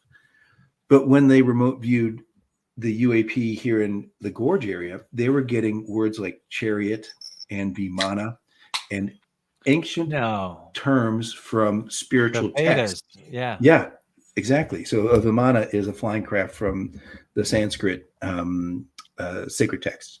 Yeah. And so that was sort of a really curious anomaly that every one of the remote viewers on the team was coming up with these same type of words. Then they were also getting words like there is a gateway on Mount Adams to a heavenly realm, some type of higher vibrational place. You could call it heaven. You could call it, I would be reluctant to say that just because heaven seems like a spiritual thing, not a physical location to me, but a gateway to get there. And there are these lion-faced angelic creatures, which again is one of the four faces of God, is this lion face, that are using these chariots to protect the gateway on Mount Adams. Now, That's again, so cool. So This is- are we talking? And hold about, on, wait, Tyson. Go ahead. James just said these were the people. I was listening. Oh, you were listening. Okay, good. So these remote viewers, were they military or were they just? This is remote the guy viewers? who had his own remote viewing company, and so Okay, so it was a whole team of trained remote viewers. yeah, and trained by the military folks. I'm forgetting the names of the folks who were doing it, but so Okay. like he's been doing it for decades and decades, right? And so he, made a living doing it and advised the government on, things concerning 9/11 and all kinds of other stuff. From my perspective, if you're and I'm based on my own military experience and some other things that I know, I can tell you that I'm inclined to believe, however it works, I can't tell you, but I can tell you it is effective and delivers actionable results. I don't have, it doesn't matter if you don't know how it works. If it works, that's something to pay attention to. Right. If And it works, so- it doesn't matter how. Right. It doesn't matter that your imagination can't accommodate how. We're not going to say a phenomenon doesn't exist because we can't figure it out. The But phenomenon something you exists. said a minute ago, just for clarity, I think when we talk about angels and demons or we talk about extraterrestrials, I think we're using two different languages to describe the same thing. Something that is advanced beyond our comprehension would seem like a deity to us, right? Mhm. Advanced And beyond our an would be magic. extraterrestrial. It would be If it was right, yeah. right. So is it an angel or is this a really advanced creature, or is an angel a really advanced creature by definition and therefore extraterrestrial? I think I don't know where that delineation is between when we get into deity this, or advanced. Yeah. when we get into this whole idea of, are they angels, are they interdimensionals, are they beings from another star system, are they Right. is it a porthole to heaven in a spiritual sense? Are there portals to heaven in a spiritual sense? Are there Einstein Rosen bridges that can take craft with people in them to other star systems? I think the neat thing about reality is, the only thing that I'm very sure of when it comes to reality is that my co-host said this to me the other day. I mean, our producer said this to me the other day, is that we can manifest our thoughts, and we can have ideas as mankind or as a personal being. And we absolutely, without a doubt, can manifest those thoughts into physical reality. Mhm. And so with all of these possible realities existing, there must be people that are thinking about them and manifesting them. And then you get into this concept of which came first, the chicken or the egg? Did humankind make God, or did God make humankind? And God openly defined as whatever you want to define it as. Well, and Schrodinger's cat. So what I actually think is the answer to all these questions is most likely yes. It's yin and yang. Are there portholes to heaven? Yeah, probably. Are there portholes to other star systems? Yeah, probably. Are there Sasquatch living in the Columbia Gorge? Yeah, probably. A lot of people are seeing them. It's like, to say no beyond a shadow of a doubt, we know this to be untrue, That's to silly. be pretty close-minded. Yes, That's a silly I way. wonder how much thought does manifest, because again, Schrodinger's cat says reality doesn't manifest until it's observed, right? That's what it. Okay, now here's another question. It doesn't choose to be a wave particle or a light or a A wave, A particle or a wave or a particle until it's somebody observed. looks at it. Yeah. Right. Now here's the question. Does what you think, what you manifest, so Schrodinger's cat, it's either alive or dead, right? That's the theory. Mhm. And it's neither, or it's both at the same time. It hasn't coalesced into reality until it's observed. Is your thought, what you think, influence what happens when you then observe it? Of Like course. if I think the cat is dead and then I observe it, is that going to have an impact? Does my thought manifest? I think the I think there's some observation. nuances in it, but I think that's absolutely the case. And here's an interesting theory. So think about like a radio station, right? And imagine that everyone, you and everyone, I'm you know, pretending. all right, is tuned to a talk radio station, right? And so you just assume this is reality. It's got talk radio, and when you're wandering around the world, you hear voices discussing current events. And then, unbeknownst to you, your electromagnetic tuner gets adjusted just a little bit. And suddenly you don't hear people talking, you hear classical music, or you hear rock and roll music, or you hear country music. So the important thing is those signals are existing in the world all the time. And it is your receiver that needs to be adjusted for you to perceive it, right? So Manu's smiling because he knows what I'm going to say next, but keep talking. So the notion that these phenomenon real, like how frustrating would it be if you said, oh guys, I was in this spot and I heard this beautiful music, and all your buddies tromp out there and you just hear the same old talk radio that you hear every time, not knowing that inadvertently your tuner got adjusted. Now, the reason why this is the path that I go down here in the gorge, our brains have got billions of magnetite crystals in them. So a magnetite crystal, it exists in these things called magnesomes. They're actually adjacent, they're sitting right on our brain cells, and they're magnetically reactive. Dr. Michael Persinger in Laurentide University up in Ontario during the 80s and 90s studied this phenomenon, and he would manipulate magnetic fields around people's brains, and he could consistently produce seemingly paranormal perceptions, like the idea that there's a sensed presence, or he could turn fear on like a switch. There's a number of different things that you can do by manipulating magnetic fields around the brain, because we have a physical mechanism, these magnetite crystals, which are actually impacting super microscopic magnetite crystals tiny in our brain cells. Yeah. Okay. And they believe this is how like migratory animals can navigate magnetically and stuff like that. So the gorge is one of the most unique electromagnetic environments in the world. So the river has been flowing through here for 20 million years, right? So that's a really super established flow of energy, a current. And in fact, there are 14 hydroelectric dams on the Columbia that generate 44% of all the hydroelectric power in the U.S. And that's all transported, via power lines across the whole area. So you've got a real energy flow that is being converted into usable energy. That's been going on for 20 million years. 17 million years ago, a giant fissure opened in the earth at the Washington-Idaho border, and enormous volumes of soupy, hot lava came flowing out of it. And it flowed 300 miles through the ancient Columbia River Valley all the way to the ocean. So much lava came out of this fissure that if you spread it out evenly over the United States, it would bury the lower 48 states in 60 feet of lava, the whole country. God, wow. Whoa. But yeah. And so it came out in, they estimate 300 different eruptive events. And so a lava flow would come down the gorge. It would cool.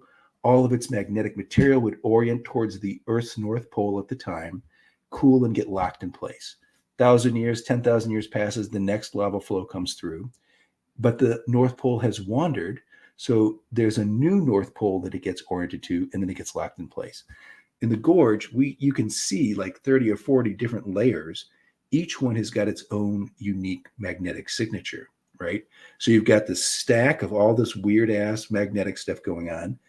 And then 3 million years ago, the Cascade Mountains start rising up, and all of those layers start buckling and folding to accommodate these volcanoes. So it gets even like crazier, right? Yeah.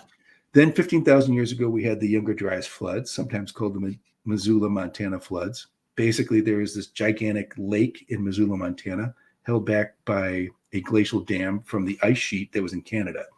That thing catastrophically failed. And in a day, the entire contents of basically the Great Lakes flowed across Washington state, and the greatest flood known to mankind. Across eastern Washington, it was 300 feet deep, creating the channeled scablands that like Randall Carlson and Graham Hancock talk about all the time. It got trapped at the east end of the gorge at a place called Wallula Gap, and then started rocketing down the gorge. Well, as it's going through the gorge, it is now like 1,000 feet deep. In fact, where my store is, the water was 900 feet deep above my store. And it is stripping all the topsoil and every living thing off the face of the planet. And there are like boulders and icebergs and trees and, whole populations of people and animals just getting sucked down the gorge. And what it did was it stripped away all of the topsoil and left all of those layers bare, like a live wire. And when you look at the government navigational maps of the gorge, there are bright pink letters on them that say, warning, your compass readings will be off. Absolutely off when here. you're flying through the gorge. So what that means is that if our brains are sensitive to magnetic fields and can produce paranormal perceptions, the gorge is like this incredibly complicated, very nuanced electromagnetic environment. In fact, there's no place on Earth that's anything like it. And then you add on to that notions of things like, solar wind and what's happening to the Earth's magnetosphere, and maybe even what you've consumed that day. Like calcium has an effect on this, potassium has an effect on these things. And so what I think is happening is people get to the gorge and their electromagnetic tuner in their brains is adjusted unbeknownst to them, and suddenly they're not listening to talk radio, they're listening to classical music. They're getting adjusted while they're here. And now can we see this in nature with things that are, well, birds, for example. Birds have a thing in their brain that allows them to just delineate north, south, east, west, kind of a magnetic it's the magnetic crystals. Yes, yeah, and it's far stronger than humans have. So animals that are far more reliant on that magnetic field, do they also get perturbed in this area, or is it just humans? I bet there's weird stuff that happens. Like we have lots of strange animal behavior out here. Absolutely. Because birds in particular are really attuned to that magnetic field far more than humans are. So if they fly through it, they're getting all sorts of different right, depending on what's going on underground too. There's still live volcanoes there too, right? They're not all absolutely dead. In fact, we have earthquake swarms on Hood. I mean, Helen's just blew 30 years ago, 81, wasn't it? 80 or 81. It erupted again about 10 years ago, and the magma change is recharging. Yeah, so like my crazy hippie father, totally sidebar, but flew over that thing in his Blanca with me in it when I was like 8 years old. That's awesome. Old, and he dove down into the crater and swooped along the side of the wall with his Blanca. And I'm like, no! That's so awesome. Yeah, if I was this age, I would be like, this is rad. But then I was terrified. But it was quite a ride. Yeah. But these, Yellowstone is the next super volcano to go, right? It's gonna at some point that place is gonna blow, and everybody that's alive when Yellowstone blows is gonna see these same things that James was just talking about: massive floods, fire in the sky, raining super ash volcano. It's supposed to be a super volcano. Yeah, I mean, if Yellowstone goes, we are not going to have a whole lot of time to get away from where we are. I hope I have a private jet at that point. I can just hop in and fucking haul ass. But yeah, pretty amazing stuff. The power of for us on planet. The West Coast, the winds are heading to the east. The other way, yeah. San Diego's not looking so bad now, is it? Yeah, I wish I could just head for Hawaii. I don't know. Head south. I don't know where we should go. But yeah, all fascinating stuff. And of course, the magnetic. I mean, what's the scientist that you just mentioned that did the studies on the magnet and magnosphere messing with your head? What's his name? That's Dr. Michael Persinger. Dr. Michael Persinger. I absolutely want to read his book. James, is there anything you want to share with the people besides Margie's store? Come and visit it. Anything that you want to? He also has a website. Yep. Called margiesoutdoor.com. You can I'm going to do what Cassie always does. Instagram.com at Margie's. So it's just look for Margie's Outdoor Store. Margie's Outdoor Store. Yep. And go visit James and go check out. Yeah, and go look in the description below if you know how to do that. The problem is I don't even know how to look in the description below. I'm a YouTube moron. So every time I say that, I don't see it. So I'm like, I hope it's there. No, it's there. It's there. Okay, good. But all James's information is in the description below if you want to check it out. And of course, I just said it out loud. Let's take a couple callers before we get out of here. We've ran the show long, although, I'm starting to think we should just make this a 2-hour show because it's always so interesting to me, these guests that we bring on. And I feel like we get stopped right when we start getting into I want it to be 2 hours nitty gritty. I want it to be 2 hours long. As long as we have like a 2-minute pee break, we can do the 2-hour show. Well, that's why there's two hosts. We can swap out when our biological old man bladder going on. Yeah, me too. I've got old man everything going on. So when our biological clocks take us away and our 5 senses limit us to what we're limited to. Mine go pee and I get to talk for 2 minutes. All right, cool. Let's take Mala. Mala gets to talk for 2 minutes. Oh, how are you guys tonight? And there he goes. So I thought it would be nice to hear a bit more about Margie's outdoor store because I'm actually up in Canada. So I see I could buy a book somewhere and I'm like, oh, yay, books. And I went to your site because I saw your book is only available there. But there's no actual stores, so we don't get to see what's in the store, what type of services and. Sure. The store has won 8 Best of the Gorge awards. We won Best Outdoor Outfitter, Best Gift Store, Best Attraction, Best Place to take an out-of-town guest, and Best Place to Work in the Gorge. Do you have a restaurant in there? Because you can have a Michelin star, too.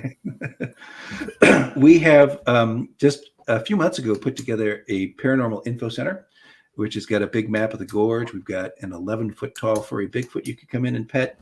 And we've got a skull, a replica skull with a Panthera atrox, big skull compared to a cougar skull.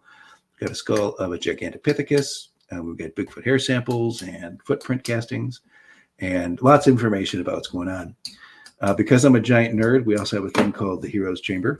And it is filled with replicas from like Lord of the Rings swords and Indiana Jones's idol. And we've got, it's got like video game, like Master Chief's helmet and the Master Sword from Zelda. And it's got a flux capacitor in there, I'm pretty sure. Some Harry Potter. Oh, yeah.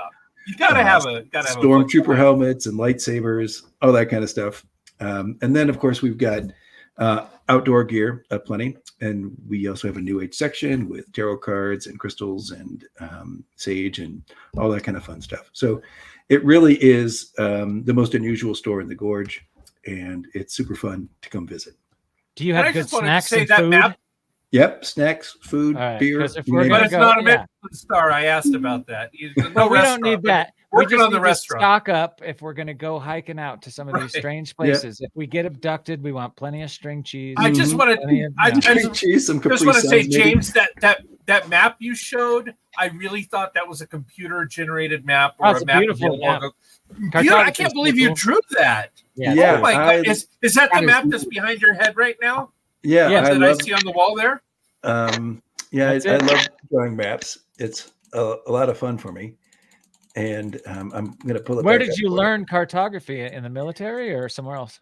Well, yeah, obviously, we work with maps a lot, but it was really my decades of Dungeons and Dragons nerddom that really. Yeah, when you look at hand-drawn maps, they don't look like that. That looks like Dungeons and Dragons. Like it looks legit. That looks like a legit map. It does not look like a hand-drawn map. So. All of the town names are accurate. So Hood River, Bingen, White Salmon. But some of the names, Mount Adams is Portal Peak. I love it. Mount St. Helens, Shattertop Mountain. Why the great? I love that. Why the Great Griffin Forest? Yeah, that's the Harry Potter. So that's the Gifford Pinchot National Forest. And so, and the Dancing Dog Desert, of course, the Hills of Insanity. Believe it or not, the Devil's Butthole is a real place. And so, really? Yeah, what's there? There's this crazy radial basalt, and it looks like a giant sphincter. And so it's like these. Yeah. Oh, wow. But it's so we actually sell this map in the store as well. And I'm sure that if I got my act together, we would offer it online, and I probably should start doing that. But we don't have that set up quite yet. For sure. And the gorge is such a cool place. I drove up through the last time I was up through there was, I don't know, 8 years ago or something. There was a rainbow gathering in right on the border between Oregon and Washington.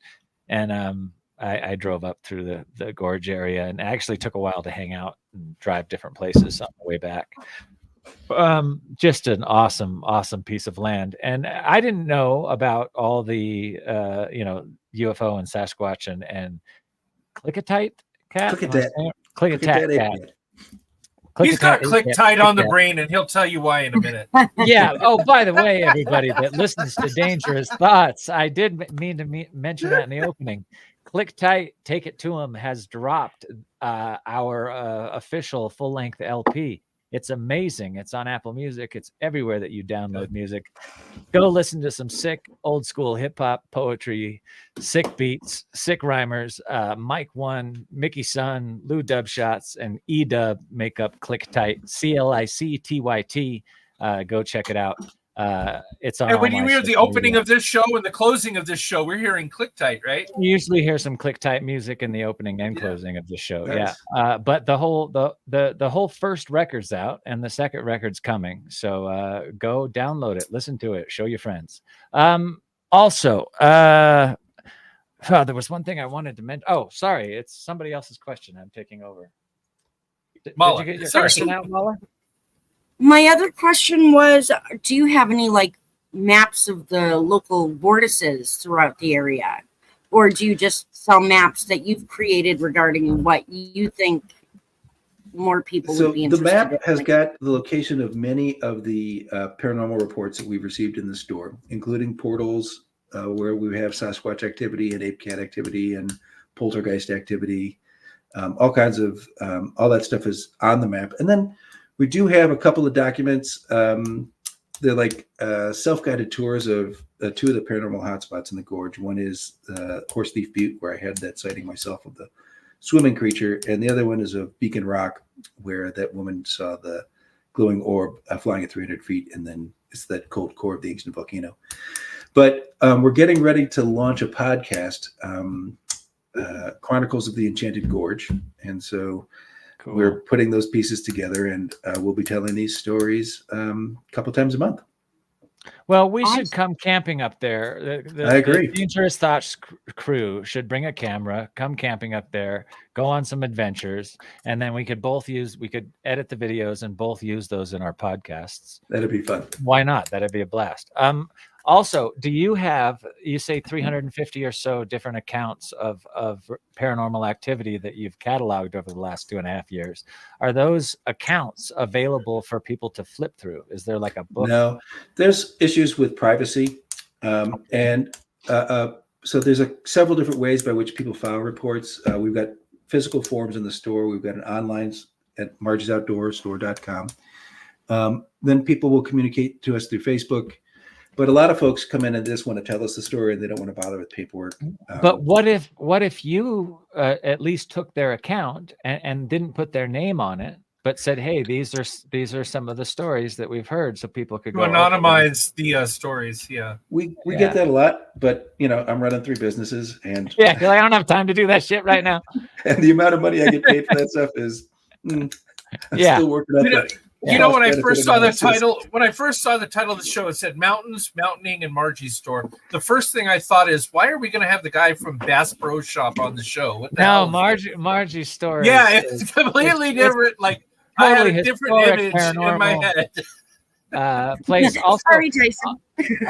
all those movies from what's it, the 9/11 Missing in the Forest movies? Oh yeah, Right. 411. A few of those. The 411. 411. Yeah, They've mentioned Margie's a couple times. It's just a famous place of where people have been. I didn't know until today. So I love James. I love you. You're my favorite guest so far. Well, hey, I would have picked like hip hop. I would have picked like hip hop, UFOs, and the Ape Cat, but somebody picked mountains, and Margie's Store. I thought we could do better than that, but hey, we blow it sometimes. It's all right. We're a team. Sorry, I'm late. We got to take it all on ourselves. Yeah, we got 3 more people want to talk to you. I think people. Dave's next. Okay. Thanks, Paula. Who's next? All right, Dave Prime, Techno Dave. How are you, sir? I am doing well. How about you guys? Good. And say, James, you're making me homesick. I grew up in the LC Valley, just east of you, so I mean, hearing awesome. these stories is like, But that kind of leads into one of my questions because back when I worked at the TV station out there, we had reports of Sasquatch activity in the Clearwater River area. Mm-hmm. I don't know how far east you have done any of your research besides just the gorge there. just to keep it sane, I just focus on pretty much anything south of Mount Adams, north of Mount Hood, and then the 80 miles of the gorge, which goes out to about Biggs Junction in the east and like West Ugal in the west. But I love to hear all the stories. It's just where my focus of attention is here in the gorge. How often do you run into what may seem like, or people that actually tell you that they're military? We've had probably 20 reports of people out in the wilderness areas getting stopped by people in uniform with semi-automatic weapons, telling them that they can't go into what's normally public access areas. Wow. And so I wouldn't say it's super common, but it happens 20 times. At least 20 reports of that type of activity out there. And again, we're talking about the last 2.5 years, 20 times in the last 2.5 years. I would say it's been reported that many times. So some of those reports are prior. Okay. So, but it's I wonder if my Homeland Security badge would get me through. So we see. I would hope it typically is like last week. It was they were wearing gray cargo pants, black T-shirts. They had matching caps and semi-automatic handguns. What did they identify themselves as? Just federal? Just a don't fucking come in here crew. Yeah. Don't fucking come in here crew. The 7th branch of military is the don't fuck with me branch. Yeah. But sometimes they say, like, we had a woman on horseback who saw something glowing in a canyon, and she came up on it, and 2 dudes with rifles said that they were from the power company and they were dealing with some type of down transformer, and that she wasn't allowed in there. And so, because Pacific Gas and Electric, carry rifles. They carry rifles all the time. Yeah. And sometimes you got to shoot the down transformer. You got to shoot the down transformer to make sure that's it. That's it. Yeah. But sometimes they are U.S. Army soldiers wearing BDUs and the standard battle dress and all that other kind of stuff. And so it's kind of a mixed bag. But again, these are the reports that I receive. I haven't personally encountered that out here yet. Very interesting, though. Techno Dave, any other questions? Sorry, I cut you off. The miss that cat thing. Forget how you pronounced it. Klickitat Cat. I got it now. Klickitat Ape Cat. Klickitat Ape Cat. Yeah. Is that just native to like that region specifically? Because I mean, talking a lot of this stuff as Idaho history, the Great Floods, and the petroglyphs up and down the Snake River. It's just like I've never heard of this cat before. Mm-hmm. Yeah. So, so far as I know, like there are reports, like in England, there was the Beast of Bodmin Moor, which was a black cat. It seemed to be smaller than the one we're dealing with. We have had reports of it 100 miles south of here, but a jaguar can travel 25 miles in a day. So if these things have been creeping around since the 1960s, they could be anywhere at this point. They seem to have taken up residence here in the gorge because we have so many reports. Now, I will tell you the creepiest report, and I only have one like this. Hard to know if it's a one-off, but a woman, her sister, and her sister's boyfriend were hiking. They came to a curve in a trail. They saw a large feline creature, long black tail, black fur, drinking out of a puddle. It looked up at them, yellow eyes, and a leathery face, so no fur on its face. And then this is the part that freaked me out. They said it then stood up on its hind legs and ran away on 2 feet. And so, again, that's fairly far south. It's technically out of my territory. But what's interesting to me is we do get a number of variants of the report. And I don't know if that is reporting errors, different creatures, shapeshifters. I mean, who knows exactly what we're talking about. But it seems like these creatures are definitely concentrated here in the gorge, but I wouldn't be surprised. I mean, honestly, they could make it pretty much anywhere if they were, just doing their normal migration. I'm the comedian of the show, but all joking aside, I'm not joking. You've seen the YouTube videos of the cats getting scared. They poof up and they hop up on their hind leg and they kind of walk away. Cats do that. Cats really do that. My cat, I can catch standing sometimes, and it'll turn and look at me and be like, "What?" And I'll be like, "You're standing." Yeah, and then that is the thing. Cats, yeah, cats do that. They'll puff up and they'll stand when they're startled. They'll puff up and they'll stand. on their hind feet and they'll walk backwards. It is Brew, the weirdest, Brew will just damnedest stand thing. on the edge of my window on her 2 feet looking at squirrels. So, Oh, wow. yeah. That's a thing. It's a thing. Yeah. Let's see. You answer your questions, Dave? Yeah, Dave, did we get to you? Yeah. Yeah, we got you. We're right? good, thanks. All Thank right. you. Who's next? Katie. Katie. How are you, Katie? Morning. Oh, How and are ya? Katie, thank you for and Cassie, thank you for telling people to smash the like and subscribe button. If you dig the show, please subscribe to the channel. It helps us out. Go ahead, Katie. No, I was just with you mentioning the Beast of Bodmin more. I quite like that tale, especially with me being from England. But no, I was just wondering because I mean I've had a lot of experiences with sightings of strange things, and I've actually seen portals, and I was just wondering what are some of the most like unique experiences you've had, and if you've actually seen any of these portals, whether it be a static one or one that moves. So for myself, there are areas in the gorge. So I had that weird spatial temporal displacement experience. We've seen orbs, and I took that picture of the blue orb that we looked at earlier today. There are places in the gorge where you have the distinct sensation that winds are blowing through the area from another world. It's hard to describe exactly what that feeling is like, but it's an internal feeling that you have, and the area that you're in suddenly feels strange or not normal. Now, I will say that we have had reports of portals that in the reports, they appear to be typically a circular shape where the area behind it doesn't match the background around it. And the most sort of extraordinary portal experience occurred in the eastern side of the gorge near the town of Goldendale. A gentleman was driving through the desert at night. He thought he was looking at what might be an Indian casino lighted sign. When he got close to it, he discovered that it was a portal, and he actually parked his car in front of it. Then he watched a dark metallic cube-shaped object come out of this portal and then fly away at remarkable speeds. He actually captured a picture of it on his Nokia phone. And What did anyway, you say the background looked like? In that particular case, I'd have to go look at my notes to know for sure. Okay. But I just found it fascinating that something actually emerged out of the portal and came into our world. Yeah.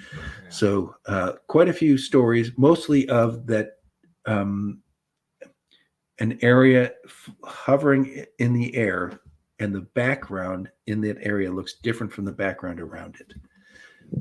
So I'm fascinated. I'm just going to add a little bit to this on portals and the idea of portals. I'm fascinated by the Skinwalker Ranch television show and the actual government money, the sponsored government study of Skinwalker Ranch and places like it. But one of the stories, if you ever read Skinwalkers at the Pentagon, of official stuff that happened on Skinwalker Ranch, is there were like Merc military security guys that don't get scared of anything. Actually watch a portal open from the top of a bluff that's on Skinwalker Ranch. They saw the portal open in the road down below, and something crawled out of the porthole that was very man-like. And the portal appeared right above like a road, right? So it just crawled out of the portal, dropped down, stood on its 2 legs, and booked it off into the forest. Jeez Louise. Yeah.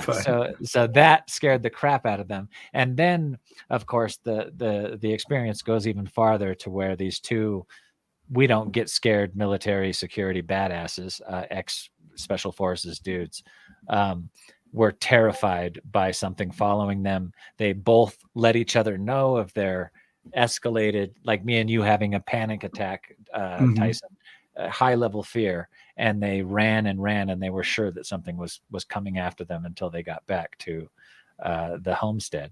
And these are guys that don't spook like that. So pretty incredible stuff. But when the military invests in stuff like that, are they really investing with our interests, or are they investing in this and researching it and then telling us what they want while they keep the real information to themselves? I would say number 2 and maybe a little tiny bit of I number think they're 1 full would of be number 2, personally. Yeah, me too. That would be my. But I mean, the project was called ATIP, Advanced Aerospace Technology Threat Identification Program. You're lock and loading me for the next joke, but I'm not going to take the bait. ATIP is just too easy. Too easy. I get you. Too easy. Yeah, Mr. Boner joke. On the tip of my. All right, let's who we got next. Not when I'm taking a sip. While Katie is here, I just want to plug her Katie, blog. sorry. Yeah. Yay, Katie. Yeah. Katie can plug. Yeah, her we're this week I'm talking about Marie Laveau, the Voodoo Queen of New Orleans, and it took me a hell of a long while to do, but I found it fascinating. Fantastic. And where do people go check out the blog? On the DT website. The link is down there in the description. And just because it's really easy, it's dangerousthoughts.show. Hey, there we go. All right. Katie, did you have anything else for Mr. Szubski? You got I it. didn't have a question, but what you was just saying, James, about somebody seeing something emerge from a portal. I've actually seen that inside a spiritualist church. Wow. Oh, you mean like a drawing of a black cube? No, I've seen something emerge from a portal that formed inside a spiritualist church. I'm not sure exactly what it was. Wow. Portal. That's remarkable. I'm not sure what it was, but it was it looks like some form of creature or something. I'm not sure. It was very small. But I was just sat there. The medium was up on the rostrum, and all of a sudden, this portal formed. I was looking around. Nobody else seemed to notice it. But I was just sat there watching it. And it was like shimmery, do you know, kind of like, as if it was like a mirage. And next question, was it Catholic or a Protestant church? It was a spiritualist church. Spiritualist church. Spiritualist. Yeah. That's awesome. What a remarkable encounter. It was absolutely fascinating. And afterwards, because I never said anything to anyone, I thought, should I start taking meds again, you know? And I thought, no, because I've seen stuff like this before. And then afterwards, everyone was saying, oh, did you feel it just get suddenly like really weird in here? And I'm like, oh, what do you mean? They went, don't know, just like the air pressure, it just felt weird, and temperature was really up and down. 1 minute it was cold, next minute it was warm, and it just, something didn't feel right. And I went, oh yeah, I know why. And I told everybody what I'd seen, and even the medium said, how the hell have you seen that? And I haven't. Yeah. Well, so Katie, you can see auras, and you can see things that normal people can't really see. And I wonder if that same ability allowed you to see something that the rest of the people maybe could sense or feel, but couldn't see in the way that you could. Interesting. And you're saying, are you saying that this was a tiny portal and that the thing came? No, I'd say it was probably about, probably about 6.5 feet tall. And it was very misshapen. It didn't really have a shape to it. Amorphous. Yeah, it was just like something had been punched through between like dimensions or something. Did it really stay weird in the room, or did it like get out of there? Once this little thing emerged, I mean, don't get me wrong, it was adorable. But when this little thing emerged, it just like shimmered away. And I'm just like, and I saw this thing crawl across the floor. And then I lost sight of it. And I was sat like where the aisle was, like right at the end. And I just saw it. And then it just went like at some speed, you know. And I'm just like, what the fuck is that? Yeah. What the fuck was that, and why? Okay, Yeah. I think we have one more guest that has One more question for caller. you. Yeah, we're going from Sheffield to Tennessee. Hey, Chris left with. What's up? How's everyone tonight? Man, From a Mono, I ain't 90s talked to beer commercial. Love it, Chris. yeah. Mono, I ain't talked to you in a month of Sundays. How you been, man? I'm good, man. How are you? Did Yep. you watch the show? Huh? Did you watch the show tonight? Oh yeah. I've been Good. here. Yeah, I'm just still living in the hotel. So that's life. Oh man, yeah. I'm Yeah. sorry, Chris. It totally blanked on me all the tragedies you've gone through in the last couple of months. I hope you're getting back on your feet. Chris has been through a lot of shit in the last couple of months. It's not been, and you know what? It seems it's very strange to me because it's not just you. It's a lot of my friends and myself, and a lot of my friends are going through some really heavy stuff right now. It's almost like everybody I know is dealing with something just massively hard to deal with. So I'm glad you have a roof. For the benefit of our guest who doesn't know what we're talking about, Chris's house burned down about a month ago. Oh, heavens. Yeah. And he lost all his collectibles. And go ahead. Yeah. My house burned down, and then prior to that, on January 21st, my mom died. Oh, heavens. Well, my condolences So, to you. it's 24 has not been a good year for me, but it's getting better. It's getting better. It's getting really better. So, doing that. Do you have a question for Mr. Szubski?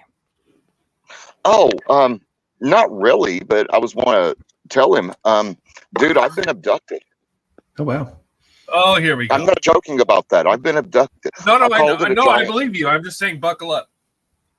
Yeah. Tell your story. We'll end with your story. Okay.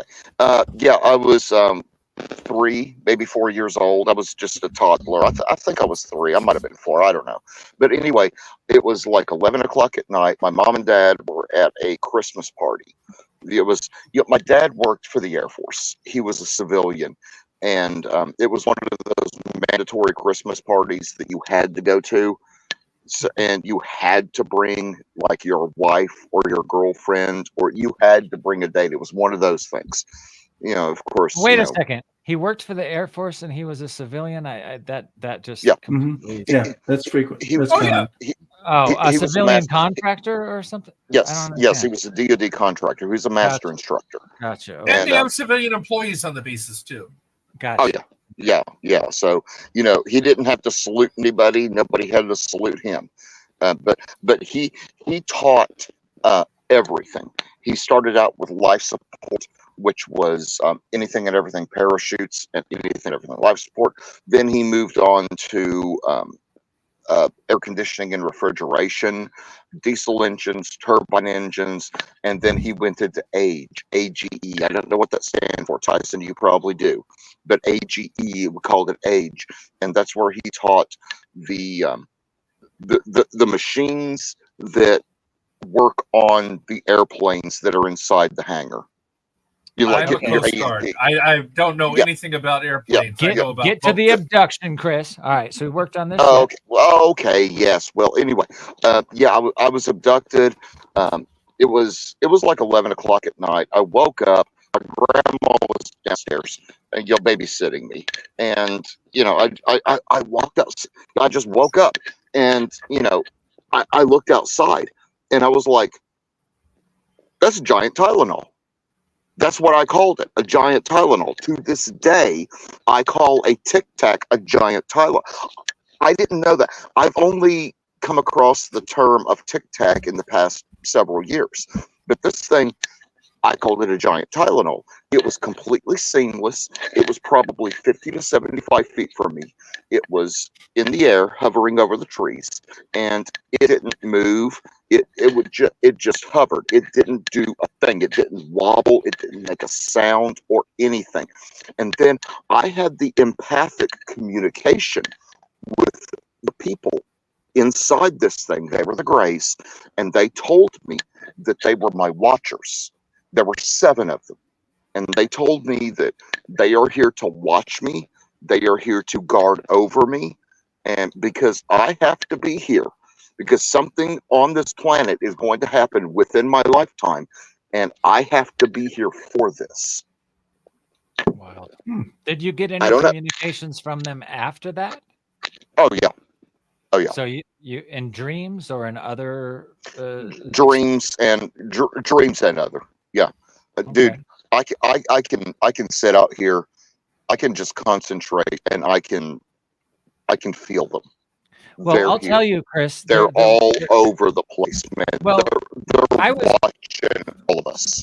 I was going to go to this thing in Mount Shasta, which is similar to Mount Adams, a big, beautiful old volcano.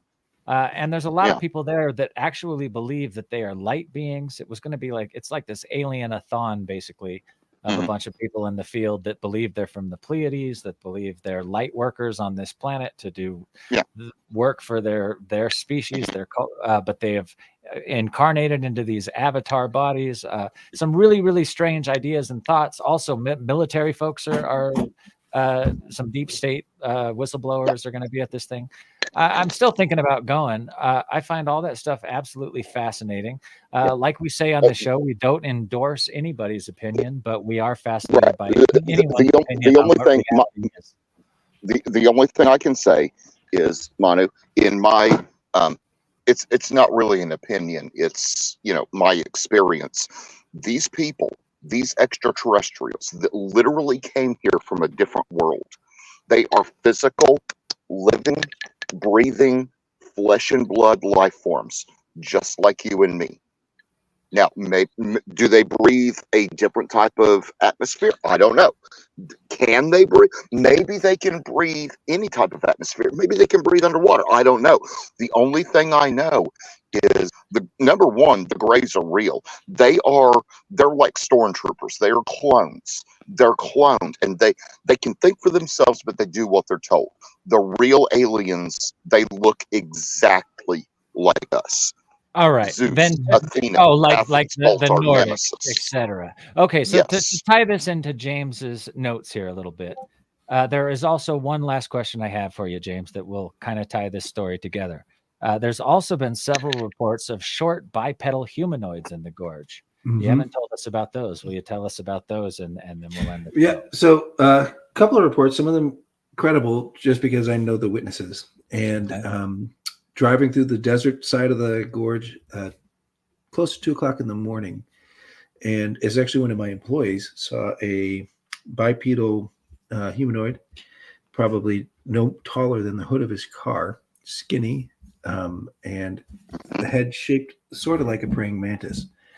As he passed it, the console lights in the center console lights of his car all went out, and his cell phone started, all the alarms and bells and stuff started going off. When he got past it, he stopped the car about 200 yards down the road, and he felt dizzy and disoriented. He considered going back to check it out because he knew I was going to be interested in it, and then he thought, hell no, I'm not going back there for any reason. Interestingly, in that same stretch of road, in that same exact area, there's sort of like a wide spot on the road there. On several previous occasions, I think 4 or 5 times earlier, he saw owls standing in the road in that same spot. And so I went out there to take a look at it. And I did find owl pellets, no tracks of any kind of note. And the EMF readers were within normal ranges. There's a whole book written on this about owl sightings being connected to the paranormal and the UFOs. Yeah. I forgot who wrote it. And owl men. Go ahead, James. I didn't mean to cut you off. Oh, yeah. And so, we've had other reports of small humanoids in the forest and things like that. Again, we'll be into it for another hour if I get too deep into those stories. So, well, very cool. Very cool, though. I want to thank our host, our guest. I want to thank myself and our guest, James Szubski, for coming on the program. Very interesting stuff. I can't wait to visit. Everybody else that goes to the Columbia Gorge, say hi to James for us. And I also just want to end the show by reminding people, this is a completely off this topic. But at the top of the show, we talked about Christian nationalism and its danger to our country.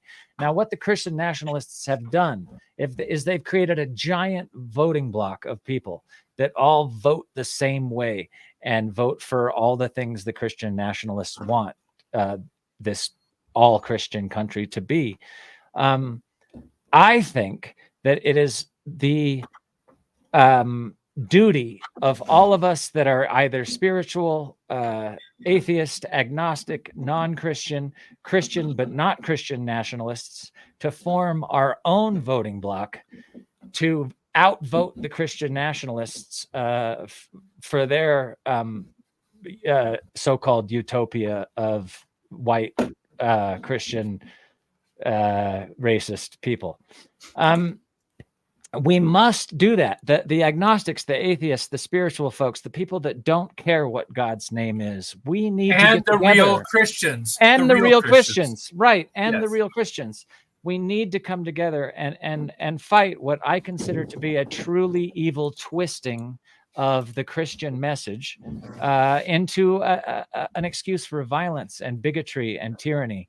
I don't know how to do that, but next week we should start like a website where you say, hey, if I'm interested in joining the agnostic Christian spiritualist voting bloc, I'll come up with a better name for it.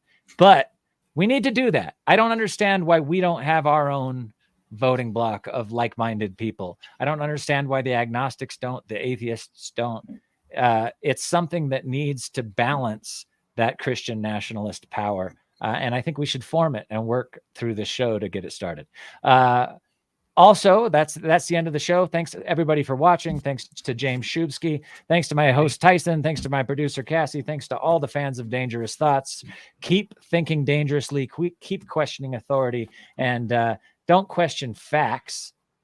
Facts are facts. You're not allowed to have your own facts. You're only allowed to have your own opinions. See you next time on Dangerous Thoughts. Vote harder.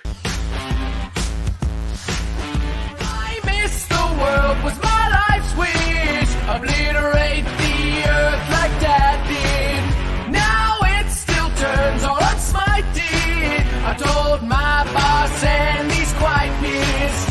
In 12 eons of endless night, didn't think to nudge a little to the right.